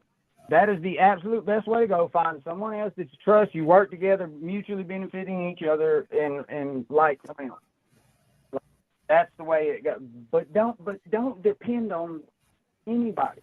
Don't depend on them for your happiness. Don't depend on them for your well-being. Don't depend on them for anything. Happiness you got to find in yourself, because it don't matter. Somebody can love you to death, and you can still be miserable. And here's the Right? thing, Somebody, too. This is not coming from a non-trusting standpoint, too. I really want to emphasize that, too, because people have mentioned this in like past episodes of ours, right? It's not from a non-trusting standpoint when we say stuff like that, because it's like, if you have the best intentions and something happens, you catch a flat tire on your way to me, you run out of gas, somebody gets sick, but I need you to come and do this, right? No matter what your intentions was, you're not able to get to me now. We're both screwed. You see what I'm saying? right. So Now, somebody's reliable, and if we're both reliable and we're able to do things on our own, then we're able to get things done. There's no kink in the road, you know? Yeah. And then also, it's like you got to think like this, man. Like too much of a good, a great at the wrong time, right? Like literally, loving or counting on someone to be there for you, right? That's a good thing. You want, everybody wants that. You want somebody to count on and everything. You know, everybody wants attention, right? They want to feel needed or appreciated or loved or whatever. Especially like women love for their men to make them feel loved and comforted, and they want to like watch movies and cuddle on, all that Netflix and chill, bro. They want to cuddle on the couch and like just chill and watch Netflix, which is awesome. That is a great thing. I love it. It's the most amazing thing ever. But if we're fucking broke, right? Like if we're broke, we don't need to be chilling and doing shit. We need to be getting some money. We need to be working something out. So even though Netflixing and chilling with your significant other is an amazing thing, and it is good to do that, at the wrong times, it is a bad thing. And so, like, you just got to keep those things in mind, right? Like, everything has a time and a place, man, for real. It's time and a place. But overall, even if you love someone, you got to think about it even from a loving standpoint. If you are dependent on your significant other or a business partner or a friend or a parent or whatever, or your neighborhood, because this is a thankless thing a lot of the times, and a lot of the times it comes with scrutiny. People don't believe you got these good intentions until you show up. If you're depending on any of those things, man, you're setting yourself up for failure. Because let's take the relationship, for instance. If you're depending on your significant other for your happiness, all it takes is for them to have one bad day. Now you're unhappy, right? And if you really love the person you're with, you wouldn't become dependent at all. You would want to be capable of taking care of them, protecting them, providing. You know, when you become dependent on them, you become less capable yourself. This is facts. Right? And so that's just the overall thing. You can't let your happiness, your success, your money, your well-being, or your understanding be subjective to other people, man. You know, this is one thing, right? And I'll tell y'all this, and I'll tell the truth, right? I'm not in a relationship, but I do, you know what I'm saying, have a child, you know what I'm saying? And one of the things that comes with it is I also look at things like from the perspective of what is it that I would like to have in my general circumference as I become a better father. Not in the sense that a lot of the times when I started off with this thing, it was dating from a perspective of like, could this person be a good mother? That's a lot of weight to put on somebody you just knowing. And it's a lot of things that change the way that you judge that perspective. And I feel like that's a lot. That's an unfair way to look at things, right? But even when I started looking back at the old love life, right? So when I was a shorty, I used to do this thing where it was like long-term committed relationships. I did like 2 to 4 to 5 years, and I'm only 25. You see what I'm saying? So a lot of that came from, you know what I'm saying, always and forever. You feel me? I always got love in my heart for people, and I'll always be willing to go to extreme extents for those that I've had care for. But I've also realized that there's a time and a place, because there's certain instances where I see that the lifestyle I see the end result. You see what I'm saying? And a lot of it comes with, like, you know, love is a sacrifice, and it's a daily choice. You see what I'm saying? And so I don't put people in a spot where they're going to be wholly dependent. I can't. You feel me? Unless I put you in a spot where you're able to win, I'm not doing my job. You see what I'm Right. saying? And I feel like that's the real aspect of providing. Because what are you providing? You can go and find some food. You can find a spot to sleep. You can find somewhere to, like, let's be realistic. Even male or female, there's things that you can do on your own accord, no matter of whatever, how perilous the situation look. Until there's no body, you I got think stuff. you're absolutely, and that's a topic because everybody tends to look at, especially like a relationship with, you know, like your partner. They look at that shit like, well, this is what I do for you, and this is what I do for you, and they itemize that shit in material ways. Like that's supposed to be the way a marriage partnership is. They make it all contractual, right? So it's like, oh well, I cook, I clean, I take care of the kids. And it's like, but so those are the things that'll be listed as things that are done for me, right?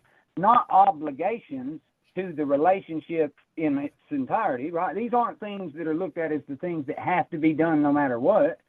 They're looked at as things that are done for you or for, you know what I mean? And then the man tends to look, well, I pay the bills and I cut the yard and I fix the, you know, the house and I, you know, do the heavy, those types of things, right? But again, like if that's your family, those are all things that should be done, not things that should be used as things I do, you know. So it's just too much tit for tat. It's too much, well, and it's just like all the shit that really matters and all the shit that it actually takes to have a relationship. Nobody fucking starts to list those. Nobody even thinks about those. They don't talk about, oh, well, I support you when you need it. Right? You know what I mean? Like I listen to you when you have bad days. You know what I'm saying? Like I interact with you like on a personal level. We talked about this earlier. Yeah. Yeah, I reply when you call, right? You know what I'm saying? Like I answer when you call, I reply to your messages. You know what I'm saying? I check on you throughout the day. You know, just the things that really make a relationship fucking talked about when it comes to the things that they offer. Or valued, right? And I think it's because of the disconnect, because we got these screens, right? But I actually value it a little bit more because there's nothing there's nothing I can do to physically enforce you showing up. You know what I'm saying? Like it's literally like love. So it's literally like manifested off of the energies. Like if you have this as something that you're important and you're sentient enough to make the choices that you have made in your whole life and you still choose to show up, I feel like that's as big as showing up in real life to me, right? If I call and you like, yeah, man, I'm in the middle of doing this, what's up? Like, damn, hold on, that's love, bro. I'm gonna keep it brief. I'm gonna make sure you straight. You know what I'm saying? I'll even hit you back if this is a more convenient time. But look, I appreciate the time that you're willing to give. So if it's right now, you know what I'm saying? Whatever is going on, that's You're what we right. going. You're at, and if you think about it, that's the ultimate sign of loyalty, respect, love is showing up, especially when you show up when it doesn't benefit you. And that's the things that get overlooked. Those are it's the times that you showed up and didn't have to. It's the times that you show up and you didn't gain shit from it. I showed up just because I showed up, just because I needed, you know what I'm saying? Just because I wanted to. And that's what it's a choice, right? Your business partnerships are a choice. Your relationships are a choice. How you feel, believe it or not, people like to act like they don't have no control over their emotions, but you do. Yeah, You let's can be realistic. And what you accept, right? What you accept into your circumference is really what makes you. Because they say it's really not. It's not just what you got, but it's your. Show me your people, your friends, and I'll show you. You know what I'm saying? They value for real. In the sense that also what you allow in your mental. I say careful what you eat, your content, what you consume. You're watching this. This is something that's programming. You say this all the time. You feel me? Emotional energies to your sexual partners, because a lot of you guys don't know. You're out here just sleeping with anybody, touching and kissing and hugging and fucking just all on anybody. Every night you're out at the club trying to take home a different girl. You have no idea that every time that you're having sexual relations with these people, you guys are encoding with one another. So now all of her traumas, energies, past mistakes, ex-boyfriends, because that shit's staying in them women for 7 years. I got a song. Yeah, shout out to Patricia Turner. You know what I'm saying? No, I'm sorry, Trisha Turner. She's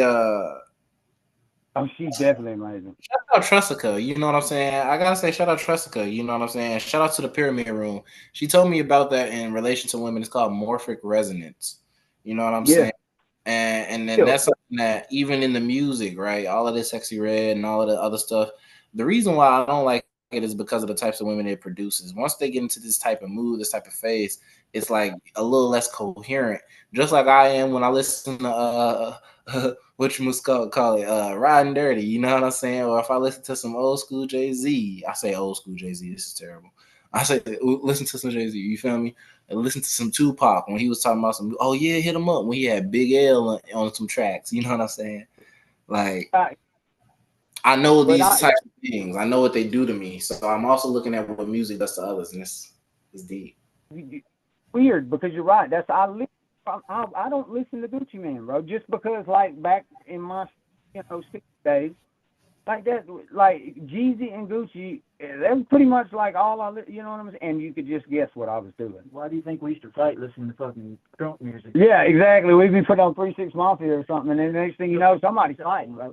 Lil Jon and Eastside Boys, on the next thing you know, there's some woman over in a Look at a great frame of reference for people to even know what we're talking about, right? Because I want to talk to the extroverts. I want to talk to the extroverts and the introverts because I'm an ambivert. You know what I'm saying? And I thrive and I can get energy from both, but I prefer to be introverted because I also see so much more benefit in the reflection points, right? So in that choice, I looked at the clubbing scenes and how people were interacting at it. How many fights do you see at like a EDM dubstep club, right? Like how many fights are you seeing at an R&B or a rock? You know what I'm saying? Even a rock and roll fest, right? Isn't that crazy? Who did a hard rock concert? I mean, some mosh pits that you would think is just like 60 motherfuckers beating the shit, which it is. That is what the mosh pit. Right? No, mosh pit. There's some stuff. There's some stuff. But people die in mosh pits. You get the shit. People literally have been killed in mosh pits. Like it happens. It happens regularly, actually. But you know what's strange? People were outraged when it happened with Travis Scott. Isn't that weird? They were pissed off when Travis Scott was like, "Oh, yo, let me stop the concert." He's like, "Oh, ooh, he's trying to keep the song going. He don't know what's going on." He's like, "Man, the song is wavy, vibey. Is to get when you're smoking a blunt. Don't let that smoke. Don't you open up that window." You know what I'm saying? Like, and the whole way he introduced the show, Like he literally started that show saying he was about to bring some people home. It was fucked up, like, cause I thought that was weird too. I was like, why is everybody tripping out about this Travis Scott fucking concert? I was like, I guess some people got, like trampled or like that, like it was confusing to me. So I kind of started researching, just trying to find out what the fuck the big deal was. I was like, damn, people die at music festivals all the time. I was like, what the hell? I was But looking how at does it like look? I was looking at like the No, people that was licking guitars and the people that was throwing bottles at people's heads. And yeah, they got sued. Some people did die, and you know what I'm saying? All this other good stuff. People was getting beat with chains. They actually have a culture where they act everybody just, you know what I'm saying, dancing and swinging their fists and kicking and you know what I'm saying, headbanging. It's a lot of stuff where I'm like, why is it that this is so much more frowned upon? And I was like, I was looking at the intro too, because that's a good point you brought up. Like when he was like, "Yeah, I'm gonna bring some people home." A lot of people were saying that points to stuff, but there's people that's openly like, "Yeah, give your blood to the demon." You feel me? And they get going. But I'm like, wow. So when people think about how music affects folks, right, and they say that it's no excuse for the way that you act, I really want people to hold themselves accountable to that thing. Like, it prove me wrong. Listen to some jazz and go out and have a terrible day. that's why I think you're in control for sure. But your subconscious and your psyche can be influenced by energy. Look at the ground though. Yeah, exactly. And then think about 808s. They're actually built to affect you or affect a certain thing. You know what I'm saying? Hard rock, all of these different instruments, the fact that they're real instruments or electric instruments, or you know what I'm saying?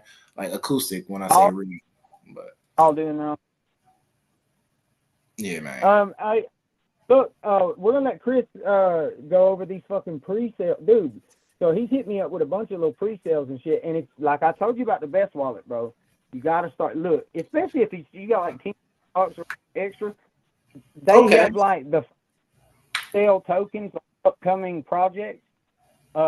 It's like one of the main features on the Best Wallet. It's gonna What have y'all an do? upcoming. What y'all do with that block dad? How did block dad go for y'all? So, I've invested $1,700 to 32,000.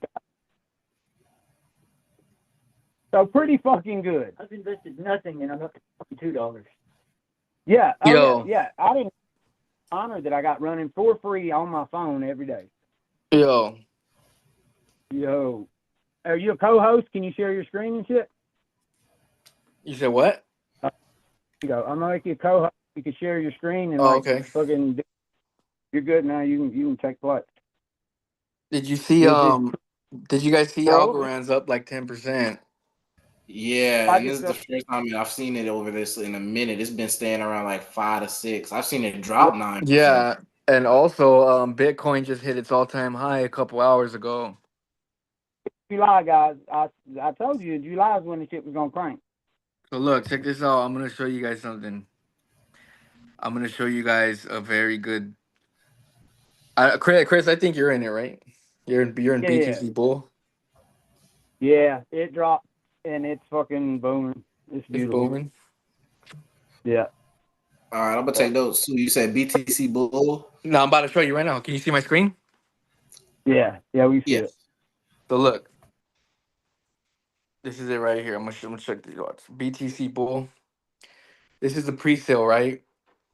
So this is what they're doing. They're doing a token sale. When Bitcoin hits 125K, they're gonna burn tokens. When Bitcoin hits 150K, they're gonna Bitcoin airdrop. Then they're gonna burn more. Then they're gonna Bitcoin airdrop. Then they're gonna burn more. This is a very good hold.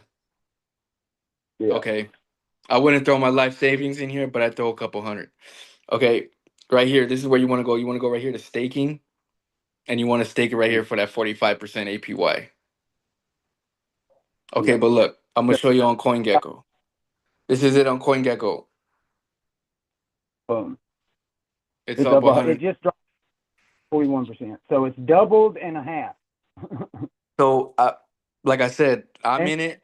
I don't got a whole lot invested. I got a couple hundred. I think it's a long-term hold. I think it's I think it's a 20. I think by 2030, I think it will hit at least 35 cents. So Yeah. The staking rewards I are think happening for 3 years too. So Galaxy and the what was the other one? Well, definitely Blockdag. Blockdag's a sure thing. Well, Salaxy, nothing's a sure thing. So Galaxy, like look, boom. Mind of Downloading Pepe it, is not doing too good, but we still got 3 more years of our investment going in there to stake. So like you got to um, understand what that is. okay, another one that's dropping soon. Okay, it's Pepe Ascension. Is gaining a lot of Yeah. attention. Okay, this thing just passed 20 million. I'm in this one too, guys. Like you're Guys, token without it, check this out. like an IPO in a stock. You're Look gonna at purchase this. it for See that? They got 150 a staking rewards. And check this out. Layer 2 Pepe Pad create token. They're gonna have they're gonna have their own pump fund on this own layer 2 Pepe. oh shit. Bro, this thing is gonna All be right. big. This project's gonna be big. Pepe Ascension. Game. Nah, I don't think that one's gonna be good. I'm in that one though. Another one subbed, right, Sub, dude. That shit is gonna fucking make some money, bro. bro? It's literally AI. Like there's Look fucking at people this. right now Look at this, on Chris, Instagram Alex, think Chris. they're You guys are gonna go crazy over this. Look at this. This is their profiles. Look, this is it. This is it. This is gonna be what their platform looks like, right? that is not real. That's not real. That is not So look, at all. None are real people. look at this. Those It's even aren't real messaging people. me. That people create and then people pay you. Look You it. pimp out Look what it says AI. right there under her picture. It's ridiculous. It's So what? When you absolutely invest in this coin, they're gonna hook you up with an AI influencer and that you can edit, and you're gonna get to make money off that passive income, and you're gonna be able to stake that, and they're paying out a fixed price of 20% of staking. yeah. Right there, 20% fixed. Even if you don't fucking agree with it, which I don't, I think it's it's the most crazy shit ever. And I think that people probably could definitely find a better use of their time. But Look, it's definitely going to make money, bro. It is definitely going to make money because people are going to flock to that shit like crazy. It's sick, but it's the truth. so look, this is the next thing that's going on. You got integrate AI personalized assistant that's coming, refine AI influencer creation. That's only for investors. You have to have coins to access that. Enhance AI image generation. So basically you could take somebody's image and make an AI fucking influencer. Launch beta platform, secure international ambassadors, establish strategic partnerships. Then you can claim, then it's listed, creator live streams, and then it's just bro, the holders of this token are gonna get a lot of benefits through the creator app. Yeah, it's crazy. It's going to literally fund It's an entire of whoever. You can be a dude, or I guess it got to be a chick, right? Is it got to be a chick, or can the chicks do dudes? I don't Not know. gonna lie to you, that just inspired me, Chris. I appreciate you just put me on because it definitely it describes itself as the ultimate creator platform, and and from and what you it's just showed me off of that, yeah, yeah, I got a it's like couple of disrupting platforms I would love to OnlyFans. pair with this. It's disrupting Yeah, OnlyFans. The subscription of fiat. Now it's gonna be crypto. yep, And if you know girls, let's say Alex, let's say you know a bunch of girls, right? And they're insecure, not a problem. We got an app for you. We can use a artificial intelligence. You can use artificial intelligence to make yourself look how you want, and then she can put her content out like that. And where do you yeah. come in? They're financially illiterate. They don't know how crypto works. That's where you That's come in, and you show them how to do this shit. Boom. And that's a segment that could be added to a full suite, full services for conversions of Web 2 businesses or digital businesses Exactly. where creators are actually losing access to some of their content. I watched the Caleb Hammer video, even though I don't really agree with somehow like how he'd be roasting folks, but he actually interviewed a OnlyFans model, and YouTube took it down because he said her actual profession, right? Stripping and or how should I say, stripping down the mark. And so anyway, Long story short, that's one of those things where I feel like people aren't aware of the fact that these platforms are going to be essential for you to access decentralized information and be in control of your data and your content and be able to leverage it to make bread. Oh man, yeah. Hey, shout out to you. I appreciate you, man. I got another one to show Yeah. you. I got a I'm couple with more. you. I'm with you. Yeah, Check this sub is out. I'm gonna show you some definitely more gems with you. Check this out. This is gonna be a good one too. Coldware. It's its own Is chain. Okay. Nathan It's put me barely in on phase 2. a long Okay. time ago.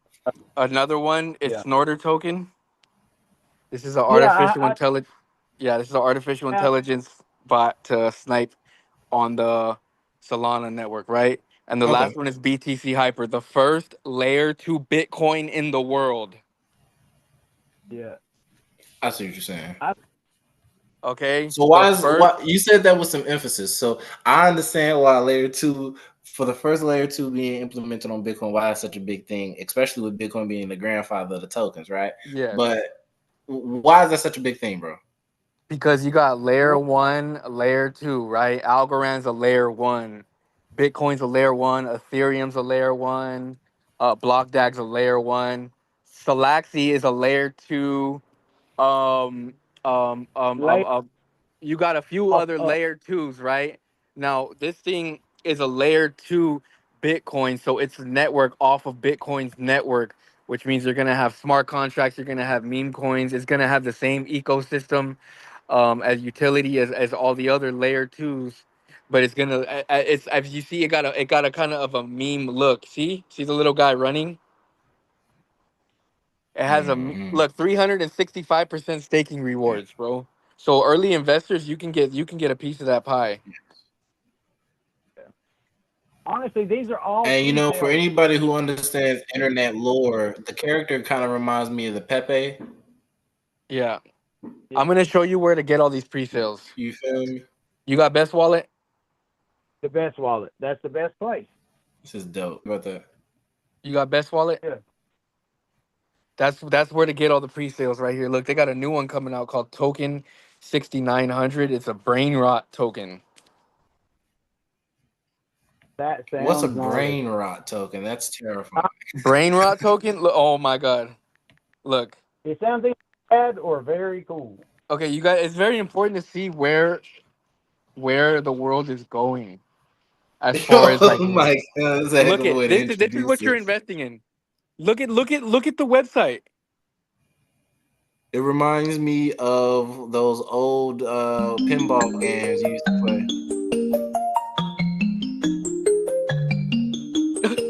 No way. Yeah, How much look. money What? is behind this? Look at this is their tokenomics. Right? You see how it's look at the rock? This is it's What's like a going on, G? yeah, so look how much have they raised? This came out yesterday. This is 200. They have 200,000. It has a market cap of 5 million. They're not gonna have that much coins of these. So, I'm not investing in it. But my point is that I don't trust it. But my point is this is where to catch the pre-sales right before they happen. Token. That is a fucking. That is a cocaine token. That was a simple way to introduce it. He said, "Look, bro." He said, "No, it's literally as like you couldn't have just told me. It's as I just said, bro. It's Yeah, brain it's rot." just brain rot. I don't even know. I would be like, what's to try and tell me about what he just showed me? You'd be like, all right, there's a picture of there's a statue of the Rock, but he's got a mohawk made of money. That's is meme culture. Like I understand memeology and why they have bread, but The other one. But it's not Christopher. Hey, are you guys running Algorand nodes on your computers? yes, all My four. guy, my guy. I just set mine up. Oh, other one up because I just Hey, had to Alex. reboot all my. Alex. Word on. As a matter of fact, I'm gonna eat, bro. I'm gonna eat. Let's end this and then let's get together and let's get these nodes running. Yeah, I'll help you. And Alex, Word ask on. me a question. What up? You said you got your Algorand node running. Uh huh. So you got it from like you're getting Algorand rewards to your wallet. I'm getting Algorand rewards to my wallet, but I also got it because BlockCycle also has the staking rewards. So yeah, I'm combining both right now. I haven't. How come I haven't been getting paid from my block cycle and I have my shit staked on there? So the website should be back up now too. So you should be able to see your DApp. You were getting Sandman or you were getting Wave, and now we also have a couple other deals that are introduced to it too. So you should still be getting all the rewards off the tokens that you staked. And then the same thing with the NFTs too. So you just go in there and claim it. On the BlockDAG website, does it show you what your percentage of what you're gonna get when you stake? On the BlockCycle website? Block cycle. Yes. On the block tells you. Yeah, it And shows then it. it even got history too, so you can go and check like the history of the rewards and all that. Damn, it says no internet connection. That's crazy. Yes. Okay, so I would go block cycle. You can go to the Yeah. community tab. So you would go to where it says dApps. Okay. Right here. So no, go to your dApps. So it'll show you the different places. I can't see your screen on the bottom. I can't really show you the navigation thing. For work. D apps, top D apps right here. There we go. And then it should show you then you can type in BlockCycle from there because we're on the community tab. Yeah. Oh yeah, let me see what that was. Not found. Yep. So the website's still down. 1 second. So yeah, all the rewards are still going in there. So if you haven't been getting paid, how long have you not been getting paid?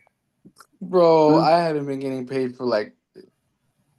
That's why it's like, if it's like, look, at all. You just claim on the website directly. I see what you're saying. No, it would always used to airdrop to my wallet. Now nothing. The last Oh, time I it see it happened, right there. Yeah. What's that? Sandman? I don't see. How do you see when it came? Last month. I see from the dApps, the daily rewards. All right, I see what you're saying. And then you still see the tokens in your wallet, though, right? Yeah. If anybody knows anything about or wants any cabinets, I've got to hook up on cabinets. Hook up on cabinets. We got cabinets for sale. If you got them in bulk, we got somebody that makes sheds and stuff like that. Yeah, so guys, if anybody out there needs cabinets, That's just showing you the chart. Do you actually have it in your wallet though? Cabinets, but we also can install and remodel anything. Just No, I'm saying in your actual wallet itself. On the Parallel. You using the right app? Yeah, but it doesn't. The block cycle doesn't let me go to the app. Yeah, the website is down. Yeah, the website is down. So the dApp is down. It's actually so it'll show that the deployment is paused, but you still should be able to get all the rewards from the cycle that's in your wallet. So if you're on the Para wallet and you're on the cycle token itself, you know what I'm saying? It should be giving you just the rewards of the cycle itself if it doesn't have any other tokens to airdrop to you. So it'll be the tokens. I have Wealth Wave stake too, and nothing. So I don't know.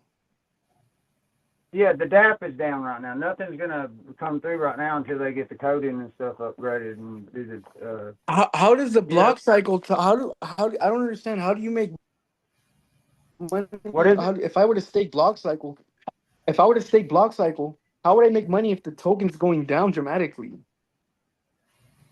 Same way you would make money with the other tokens that we have in liquidity, right? So every cycle token, right, is attached to one of the ordinals, one of the NFT projects, and all of those NFT projects are attached to, like, for example, like all the tax credits and other things of the sort. So as it's going down dramatically, all of that is for research and development and for deployment. So as of right now, it's like different contracts are being used and executed. You know what I'm saying? For arbitrage, like all of those buys and sales. Every time cycle is sold, that's in order to buy USDC. USDC is used in order to buy more assets to put into cycle, and then that funds the reward. So that's why I was saying, if you go to the actual cycle token you have in your wallet, and then the transaction history from there. It should still be rewarding you in just cycle itself. Because what you Here's do the with fact. No, that's not what I'm saying. That's not what I'm saying. But listen, If I'm staking block cycle, okay. Mhm. Let's say I buy. Let's say I bought a couple hundred in block cycle over here, right here, and I'm staking it, and I'm getting paid in staking rewards. How am I making money if this coin is going down? You're making money off of the actual assets. So the coin goes down and up. So it's going to go down dramatically, but the same thing is going token. on with the deployment when it goes back live. So right now, for example, you're able to make money off of the other tokens that you're given. So block cycle is down, but what else is down or up? Algorand, Wealthwave, all the things that we have liquidity pairs with, which is the things that we reward you with. So now, if we don't have USDC, if we don't have USDC to give you, then we'll give you the asset while it's down. We'll give you the asset while it's down because when we put the bread into all of the assets that's paired with it, those may be up already or down already. You feel me? Such as the other things that's in our liquidity. So out of all of those Right. pools, those are different deals, and then that collateral is used for research and development, and then we have different ways that we move that from the asset or into the asset or from the value of the fact that it exists. So however many that we have in supply or whatever the case may be, and go from there. The rewards that you're getting paid from any of these tokens for staking are coming from the creators of the tokens. That's what everybody needs to realize. If you're getting paid a reward for staking on a platform, the person that made that fucking token is giving you those rewards. That's money coming out of their pocket. You know how I know this? Because I fund the rewards wallet. So That's how it works. So okay, anytime you have received a reward for staking, that person that made that token that you bought and invested in, they gave you that. That come out of their personal bag, like their reserved tokens. So any wave you've ever received has been from waves that I have personally sent got to the it. rewards wallet. I allocated to someone else to keep the rewards wallet like supplied. And block cycles the same way. So this is not the first time there's been a huge drop in block cycle. Literally, right before I came on, they had a huge amount of money in it. And you want to know where it went that time? 1,000% APY for staking.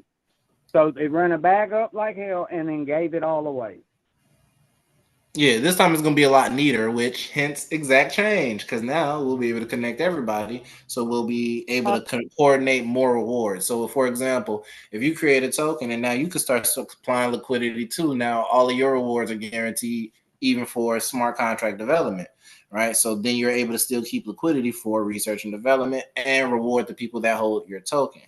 So, for example, like if you're not able to claim it, or if you don't have rewards coming in from block cycle itself, right? So if it's not a distribution, meaning your asset value of your block cycle has not been going up, right? Just the asset value, while the price has been moving down, then we have not been doing a job. But you still should be getting just block cycle itself if we're not rewarding you in the other tokens that are in the wallet. You know what I'm saying? So all of them being down means just like you see red in the market. You know what's going on with the project. You buy it when it's low, or you can wait till it goes up a little bit. We kind of got a little pre-sale situation going on, in the sense that everything that you know is school, you feel me, is also what funds the wallets. Also what's funding all of the content. So some of the content that we did, in order to create more funds off of that, we have to create NFTs and different projects. So those being in circulation is what really generates bread. So claim those rewards as soon as the website is back up. But I want to talk to you more about that, and we could just go over the wallet, because I know sometimes they won't show up. Sometimes you have to reconnect to, you feel me, the pair on your computer, and then you can go to your Tinyman and view some of the rewards that's been coming in too. But yeah, it's subjective. But yeah, we could talk about that in detail. Yeah, and I was also on the Algorand website, right? And have you ever been on there? Yeah. Yeah. Have you ever checked out the Web3 development course? Yes. Mhm. And the kit. Did you take it? No, I did not. Oh no, I haven't either. But I was just wondering because a lot of the stuff on there looked very interesting. Because Algorand is a very interesting blockchain, bro. You have to admit, it's fast. There's no fees. There's a The best. community. The It's, it's quick. It's fast. And on The, paper, they're I, burning money. You know what I'm saying? But I also realized JoJo put me on the fact that, you know what I'm saying, they do a lot of other slept on things and initiatives. exactly stuff with the UN, the ability to deploy contracts without needing to properly code. Um, so they do have a lot of underlooked things, and I'm definitely with you. If we stick together on this network as Algorand and WealthWave and BlockCycle investors, eventually when this 10 trillion pours into the crypto market along the next 5 years to 2030, a yeah. part of that's gonna go into the Algorand network, which means a part of that has to go into the BlockCycle and the WealthWave token. So Yep. so I think with this block cycle school, when this Algorand starts kicking off, I think yeah, promote the block cycle token, and the block cycle school will promote that it's on Algorand, because Algorand, it's at 19 cents. I think it's, when you see the chart, it started at like what, a dollar and something. I think it can get back up there with the way the crypto market's gonna go within the next 5 years with all this money that's about to Well, be you loaded into it. also pay attention to the seasons, right? Everything's got a Yeah. season. Every pattern's got a cycle. You know what I mean? Like there's a yearly cycle when it comes to investing, right? Like there's certain times to where shit's going to be cheap, certain times where it's going to be high. Like we all know that a fuck ton of money gets spent at Christmas, right? So that's when shit will tend to be down a Oh, little because and you everybody know got money what? to. So it's the To perfect add on time to to buy. that, that'll be the also thing, the with the cycle that we have with, you know what I'm saying, always having to redevelop and do a site, and sometimes it'll be down because we do have to, like, you know what I'm saying, go over this a lot, right? This is Oh, leading over all the time. to us having the decentralized autonomous organization. So having our DAO means that this will be able to be seamless, and then those smart contracts could just be edited on the fly. You know what I'm saying? But to What? get there, we gotta have those all of everything Right. that we got going on kind of working together. And then once we Well, have it that's what. kind of on there, the smart contracts can help fill in some of those gaps, and we could just edit it. And The you know what smart I'm saying? contracts and the fees is where it's where Well, everybody makes their money, right? you It's got to not necessarily repay. where everybody makes their money, but it's where everybody can have like they're sustainable. It's where they have liquidity, right? Yeah. So you make your money off of the This, same stuff we're teaching you, the private banking, the, you know what I'm saying, et cetera, and all the other good stuff, right? But it's really a matter of how you're putting it together, because you're like, you just gave me a whole segment for the subbed, right? You feel me? That's something that I can pair with another aspect of my business. So being able to utilize the fact that I have more assets that are cheap at this moment, you know what I'm saying? I also have that leverage and that ability, you know what I'm saying, to make it move how I need to moving forward. So yes, it's down because we're doing OTC deals, we're doing these types of deals, we're doing that types of deals, you know what I'm saying? And those are things to keep and facilitate a lot of those projects that are stated on like NF domains. And so that's going to be another thing too. You could trace a lot of where the bread is going through NF domains. You feel me? So Yeah. from the progenitor yeah. wallets to all of the ones that are distributing the rewards and when they stopped and why, you know what I'm saying? And now where the rewards are going, when it was posted in the school. Yeah, because we update everybody before we do anything like that. But the website will be cooking with grease very soon. And Okay. all your rewards are safe. You could just go ahead and claim them. So if you're not getting them automatically, you could just claim. And then, like I said, it should be block cycle itself that it gives you. So I'll double check on that too, though, just in case. Yeah, I'm pretty sure I have WealthWave staked on there right now. I haven't checked it though because the website's been down. On the real. Hey, so Chris, what do you know what it's set up to? Did you already did you have a preset for WealthWave to distribute block cycle, or what's it do when you're out of the other tokens to distribute? Does it just It give just them it. away? You said it I does don't what? know. I know. At one point, you were getting you were able to stake like block cycle, for instance, and receive wealth wave, right? Mm-hmm. So at one point, we were just giving wealth wave, and that was it, right? So So, but we changed it. So, I mean, hell, dude, at one point you were getting fucking like 15 tokens. And then, like, when you would run out of one of the tokens in the rewards wallet, you would just, like, stop getting that one. You know what I mean? Right. So that's what I'm saying. Like at the end all be all, I believe that it goes back. I'm pretty sure that we talked about this and encoded this a few months. Nah, it's damn near 2 years ago now. So I'm gonna check into it because it hasn't been updated in my memory. But I'm pretty sure it goes back to selling or rewarding the person in those tokens that they staked. So you get that APY, and then off of the arbitrage that you got with the liquidity pools, whenever the market goes down, they're still able to make bread off of that too. Because technically it's a pool. So if you stake the token by itself, that's one thing, but you can also stake your full liquidity pools. Yeah, You see what I'm saying? Yeah. Then you get to Because then you get rewards off all of the transactions regardless. Plus the rewards are validated 2 ways, off the tokens and off the pool. So, but yeah. We gonna make all that more seamless. That's what the DAO is for. It's coming soon. Exact change. We gonna But yeah, man, it's one of those things where also I want to see what's going on with more of the tokens that are in the ecosystem, because one of the things that we also expanded out into was putting together some of the content, because it don't count unless it was on camera, for real.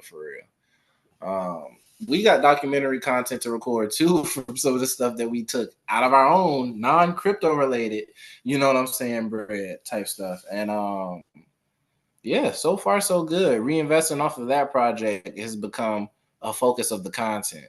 You see what I'm saying? So off of what I can generate or off of the things that I attach to what I've done, then I can go ahead and put into the liquidity pools, which ultimately just affects the prices of the tokens that we have overall. But that's another thing to account for. When the market is up and people want to take their profits and swap it into, trying to do private banking right now. So let them get their private bank up. They go ahead, take their bread, they dip from it, they, you know what I'm saying, multiply. So now they got more of an APY, and they can come in and, they're watching the market like we would like as any smart investor. So I feel like because we launched a token, one of the things that I can't do, because it's decentralized, I can't do no market manipulation. I can't, you know what I'm saying? If I put some money in and everybody's like, "Ooh, yeah, it's gonna drop lower," they take some more money out. Hey, you know what I'm saying? So one of the things that I've been doing to be real aware of that is launching projects that are cohesive and that pull parts that I'm already a part of, you know what I'm saying, together. But for other people, they get the reward of me doing nothing or doing something. You see what I'm saying? Just because of how the market moves. So like you said, with Algorand being slept on, pushing just the basic education and introduction is going to automatically bless everybody who's come in. But I ask more questions like that because I want to see how many more people in the ecosystem have not been getting rewards, and then we just go from there. But yeah, we cooking with ether out here, man.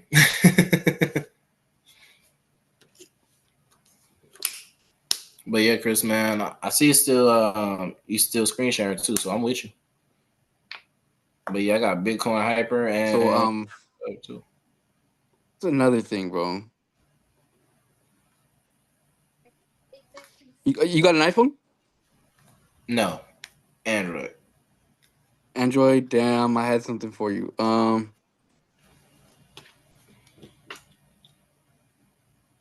Have you heard of this?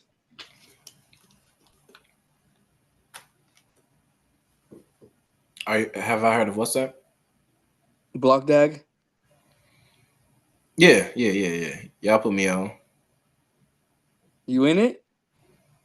Currently, yeah, I got some of my other wallet, you feel me? But most of my stuff is in Algorand at the moment, if not all. Yeah, I wouldn't throw my life savings in this or nothing, but yeah. But this motherfucker's about to jump. This is a long-term hold too. You couldn't go wrong with throwing $50 in here. You know what I'm saying? You know what I'm saying? I see what you're saying. Yeah, quick little Yeah, 1 2 yeah. 1 So 2. yeah, a little something. Not saying that, but what I'm saying is, you couldn't hurt with throwing $50 in here, holding it till 2030. That will. This project, their marketing presence is nasty. YouTube, Facebook, it's everywhere, bro. 334 million, biggest pre-sale in history. Yeah. Aside from that, bro, I've been doing these options contracts. You guys fuck with options Facts. contracts? I've never risked it for the biscuit. I have you know what I'm saying, familiarized myself with it though, you know what I'm saying? What's cool about this is where the market is going. I don't have to buy it and watch it. Whether the market is going up or down, I still make money. Right here, you see where those green right here, these green ones, these three? The screen share hasn't caught up, so it's not showing me that. It's just showing me your Gmail at the moment. That's weird. Yeah, it's showing me Gmail type stuff. Hold on. Let me go ahead and make sure. Oh yeah, my camera not lagging. Hold on. Yeah, I'm not seeing none. Uh, he said a good old restart. Can you see my screen now? Yes, I can. So you see right here where it's green? Hmm. I made money on that contract today. Also, right here for where it's red, I made money on that too because I bought a put. So this whole the stock market's crashing thing, that's a myth. Yeah, so calls and puts, because yeah, it's historically going, you know what I'm saying, do what it do. Yeah, But that's I So like there's true. what you said, options right here. Puts, calls, right? right? And this is what I'm gonna do, right? Let's say this is a call, right? I'm gonna do a market take profit stop loss order. Okay, the reason why I'm gonna do that, which Fact. is a group order, the reason why I'm gonna do that is because I'm saying, hey, I'm gonna buy this at this price.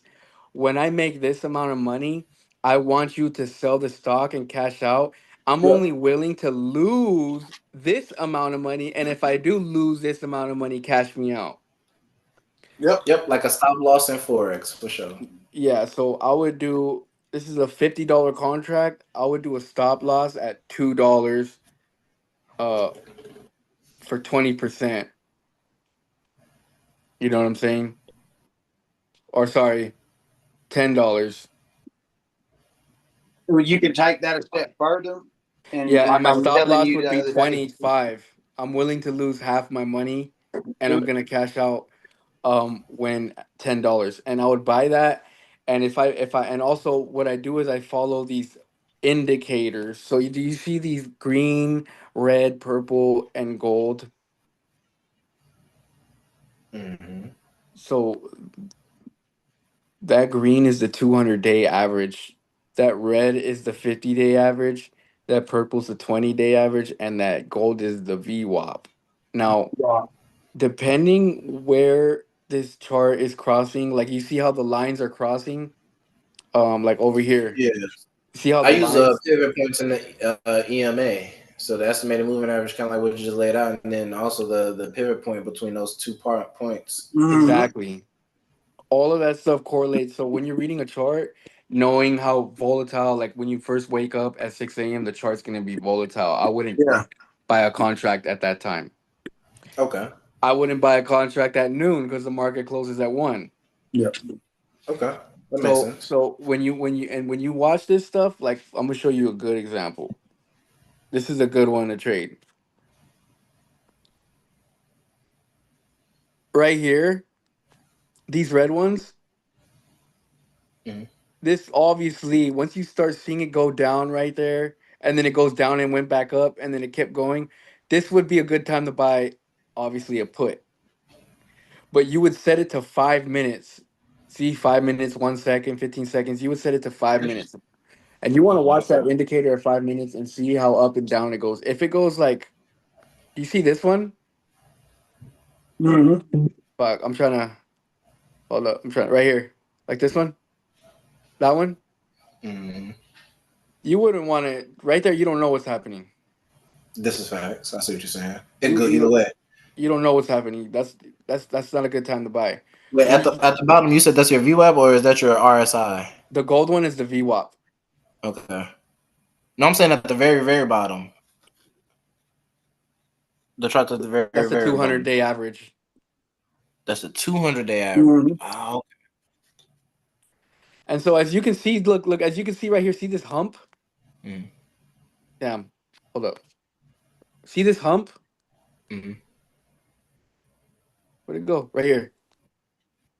Mm-hmm. Yeah. Look at the VWAP, look at the 20, the 50, and the 200, and look at how they behave the same. Right. How the green is going up, the gold is going up. The 200-day average kind of goes up. The 50-day average kind of goes up. It's in unison. It's in unison. So you can kind of see where it's gonna go down, and it kind of where they cross too is very important. Like these reference points where they cross, Mhm. when it goes above or below a cross, I know it's gonna go above it for a little bit. If it goes below it, I know it's gonna go below it for a little bit.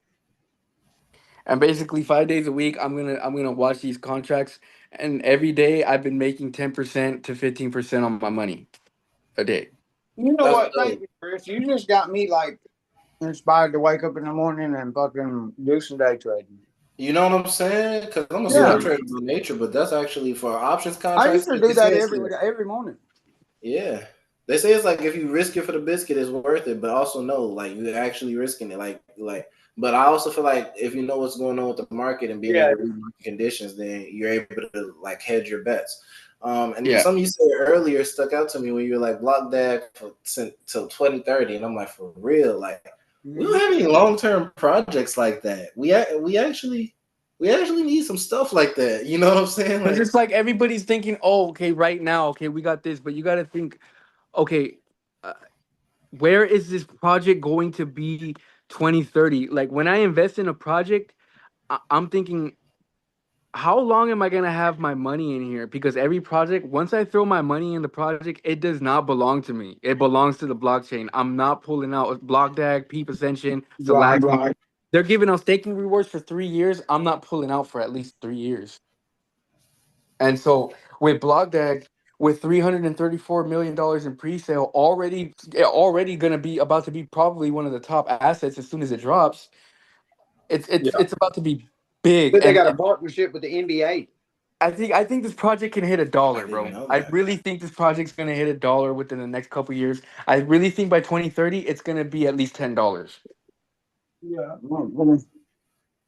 And so And for frame of as reference, pick points and percentage. Like for frame of reference for people, if you move that point, so that dollar, multiply that based off of what you're investing. So if you invest in it while it's 19 cent, and now the price of every one thing that you have goes from right, 19 cent to a dollar. it's point zero Multiply it based off zero. of that. So that's the Yeah, answer. it's Right. 0.0016 right now,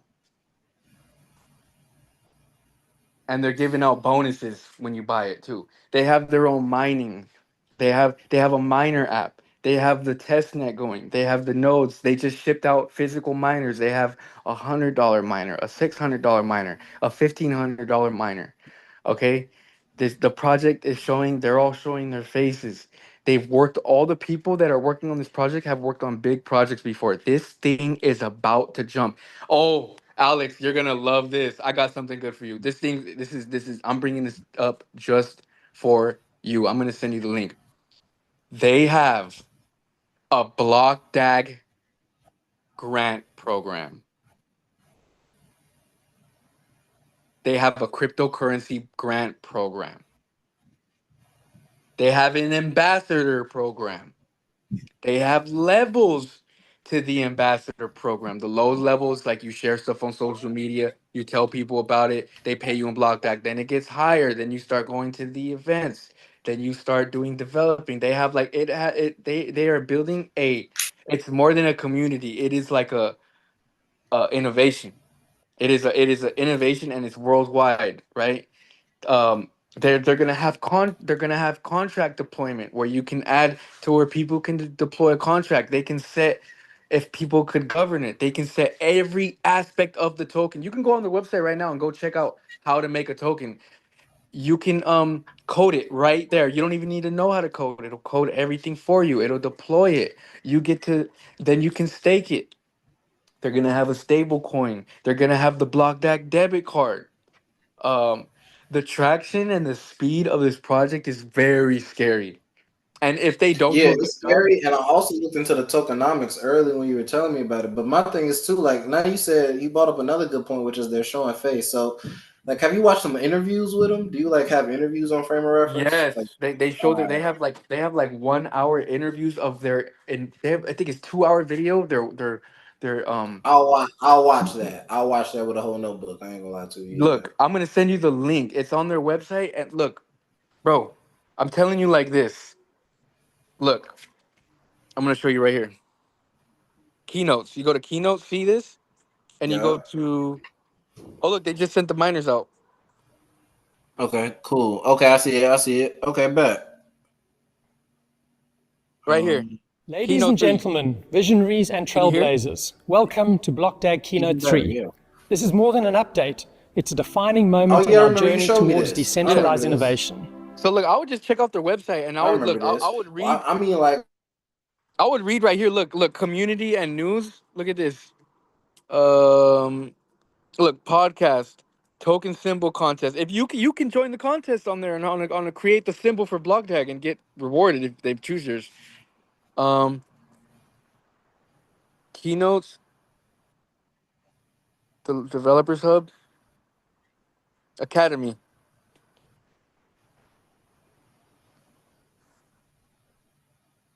Look, they have a block tag academy, right?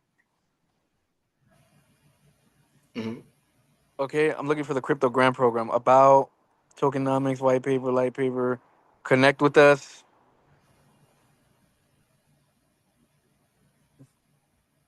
Ecosystem. Ambassador program, grants program right here. Ambassador program. Okay, global network, exclusive in-person events, direct access to the Block Deck team workshops. Why become a Block Deck ambassador? Earn Block Deck token rewards, grow your influence. They have 3 levels. Senior level. Lead regional communities, organize larger scale events, represent Block Deck at global events, provide mentorship to new ambassadors. Intermediate level, organize host meetups, create educational content, onboard new developers, and they have to have the entry level. Now, what? Now the grant program, right? Mhm. The grant program ecosystem, right here. You're gonna like this. Supporting innovation with grants. What is it? The BlockDAG Grants program is dedicated to fostering innovation, empowering developers, and expanding adoption by supporting the creation of Ethereum compatible decentralized applications that attract both crypto savvy users and newcomers. So basically, adoption of Web3 applications. You can apply for look, grants range from 10,000 to $100,000 provided in BlockDAG or USDT. Mhm. So you can submit your application right here. So let's say BlockCycle is on the Algorand network and we want to expand and we want to start a BlockCycle token on the you guys want to start a BlockCycle token on the BlockDAG network, right? Mhm.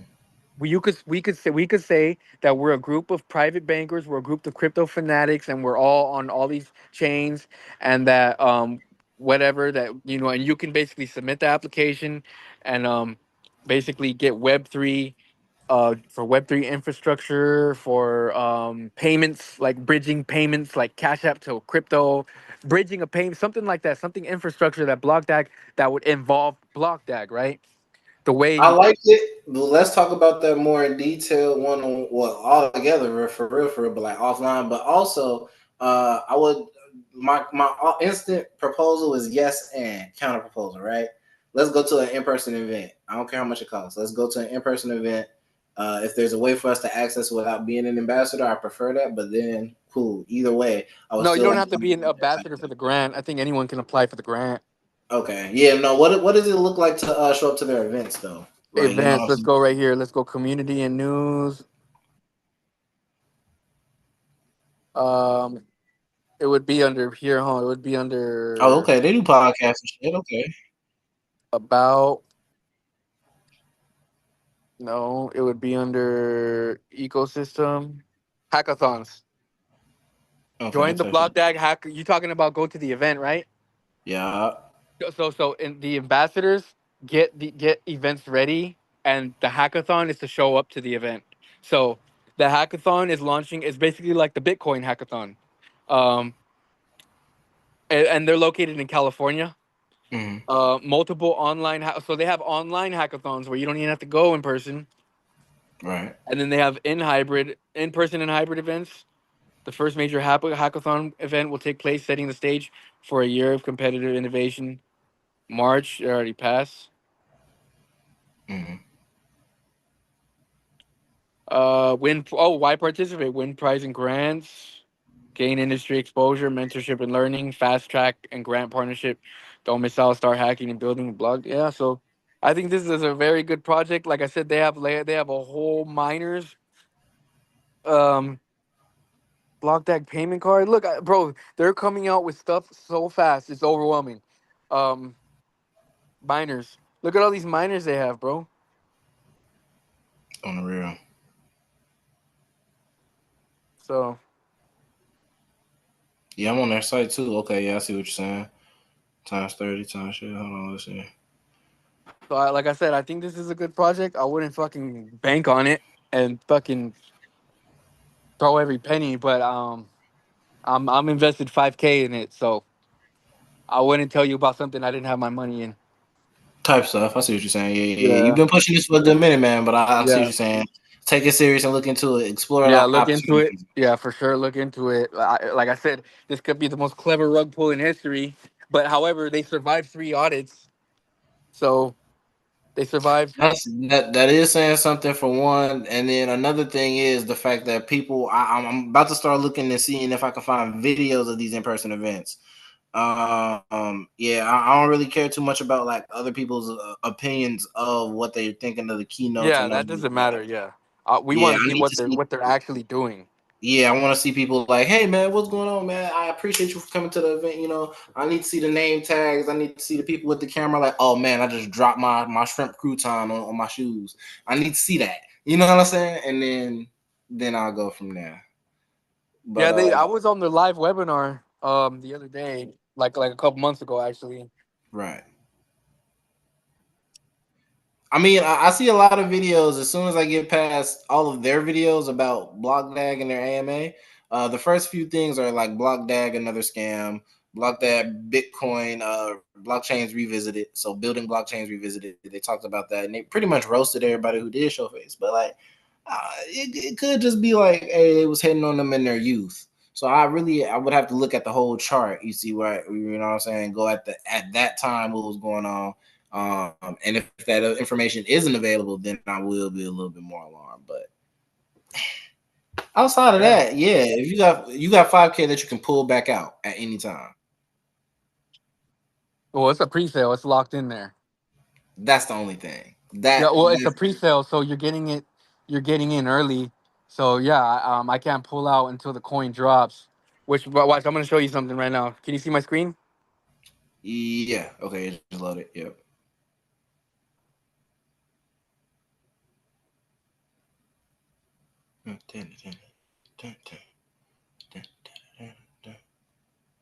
Ariba.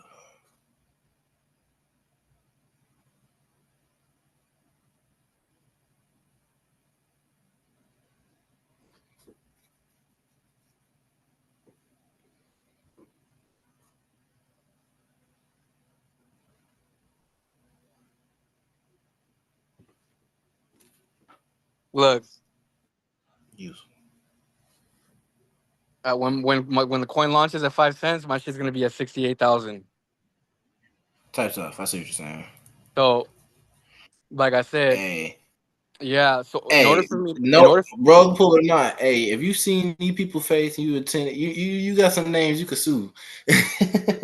well, this is the thing. I don't, bro. These guys are. It's too transparent of a project. They are. It's just too transparent. It's not like the guy can How switch. did their other projects go? In your opinion, from what you've researched, what made them not Dude launch has their been other doing project? decentralized.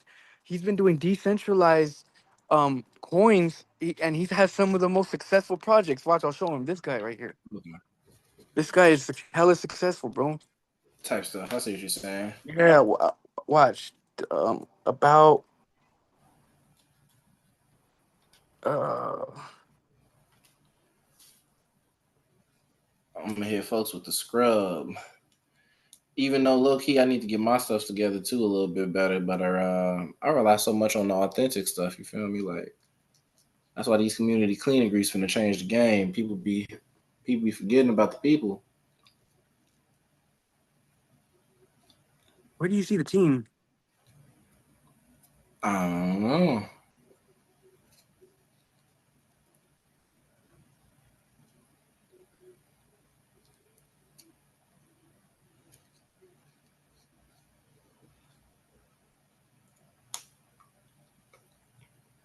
Cause for a good scam, motherfucking About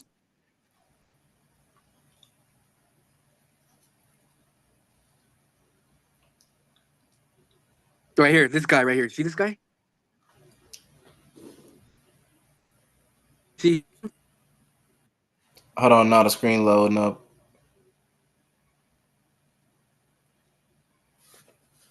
It says team videos. I still don't see them, brother. Okay.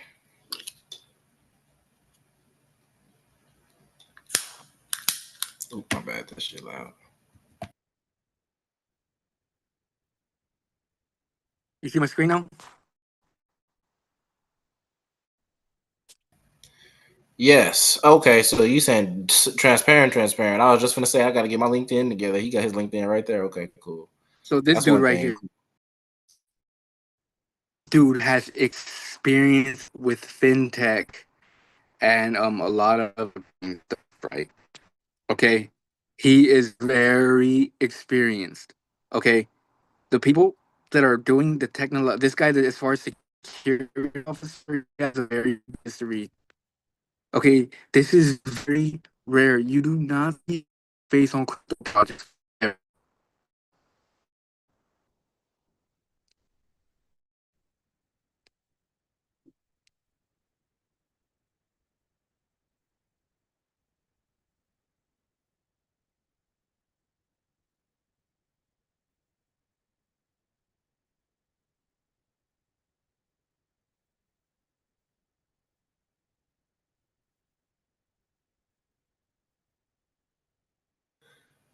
Hey, Yeah. folks.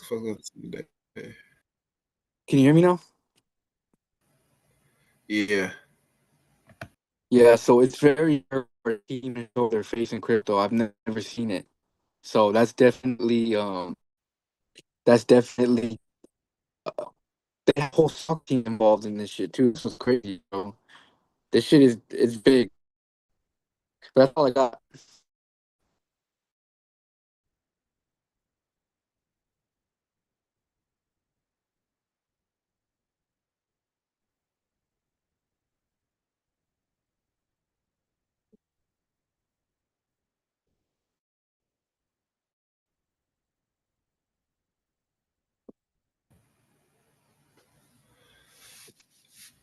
Oh.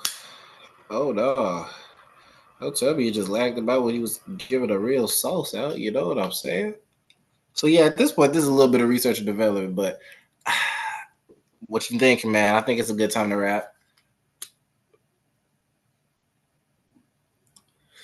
We have some world domination. At this point, I'm rolling up remnants of the pieces of the other bloods. You know what I'm saying? So I need to go to the stove. Chris might have lagged out too. This be a live stream though. So yeah, this is titled Exact Change. You know what I'm saying? We're exacting change. We're showing you a little bit behind the scenes at this point too. Kind of get you familiar with what's going on, so we can kind of get a little bit more ethical with some of the things that we got going on, and more transparent. Cause yeah, shout out to everybody that's been showing us projects, but we got to show ourselves a few more proven points, right? And I think like we have some projects like kind of like some AMA sessions that were showing us like Ballot AI. You know what I'm saying? Shout out Ballot AI. And I was seeing points where we could come together, but I think more like physical keynote sessions, like things that were on stage presented, would be very beneficial. So if you guys would like to see that, or if you guys would be willing to attend some in-person events, just know in this documentary, you're going to see the extent of what we're willing to do for y'all. But yeah, with that being said, I don't know if you can hear me, Wave. Yeah, man. World domination hours, man. I'm multitasking. We cooking with Smack the Ether, cookie man. and sanding the floor and listening to the podcast. Same thing. Hey, I mean, this a wrap for me, man. Yeah, I'm done, man. I'm finna eat and chill, bro. Alrighty, man. Look. It's been a pleasure. You know what I'm saying? Yeah. And then anybody that wants to learn more, watch the beginning of the podcast and watch our other most recent episodes. I appreciate y'all. Yeah. We're gonna start naming them too. Give us feedback so we know what you like. Facts. And what you didn't. I like constructive criticism because I like other stuff. Yeah. Yeah. Much love, y'all. Yeah.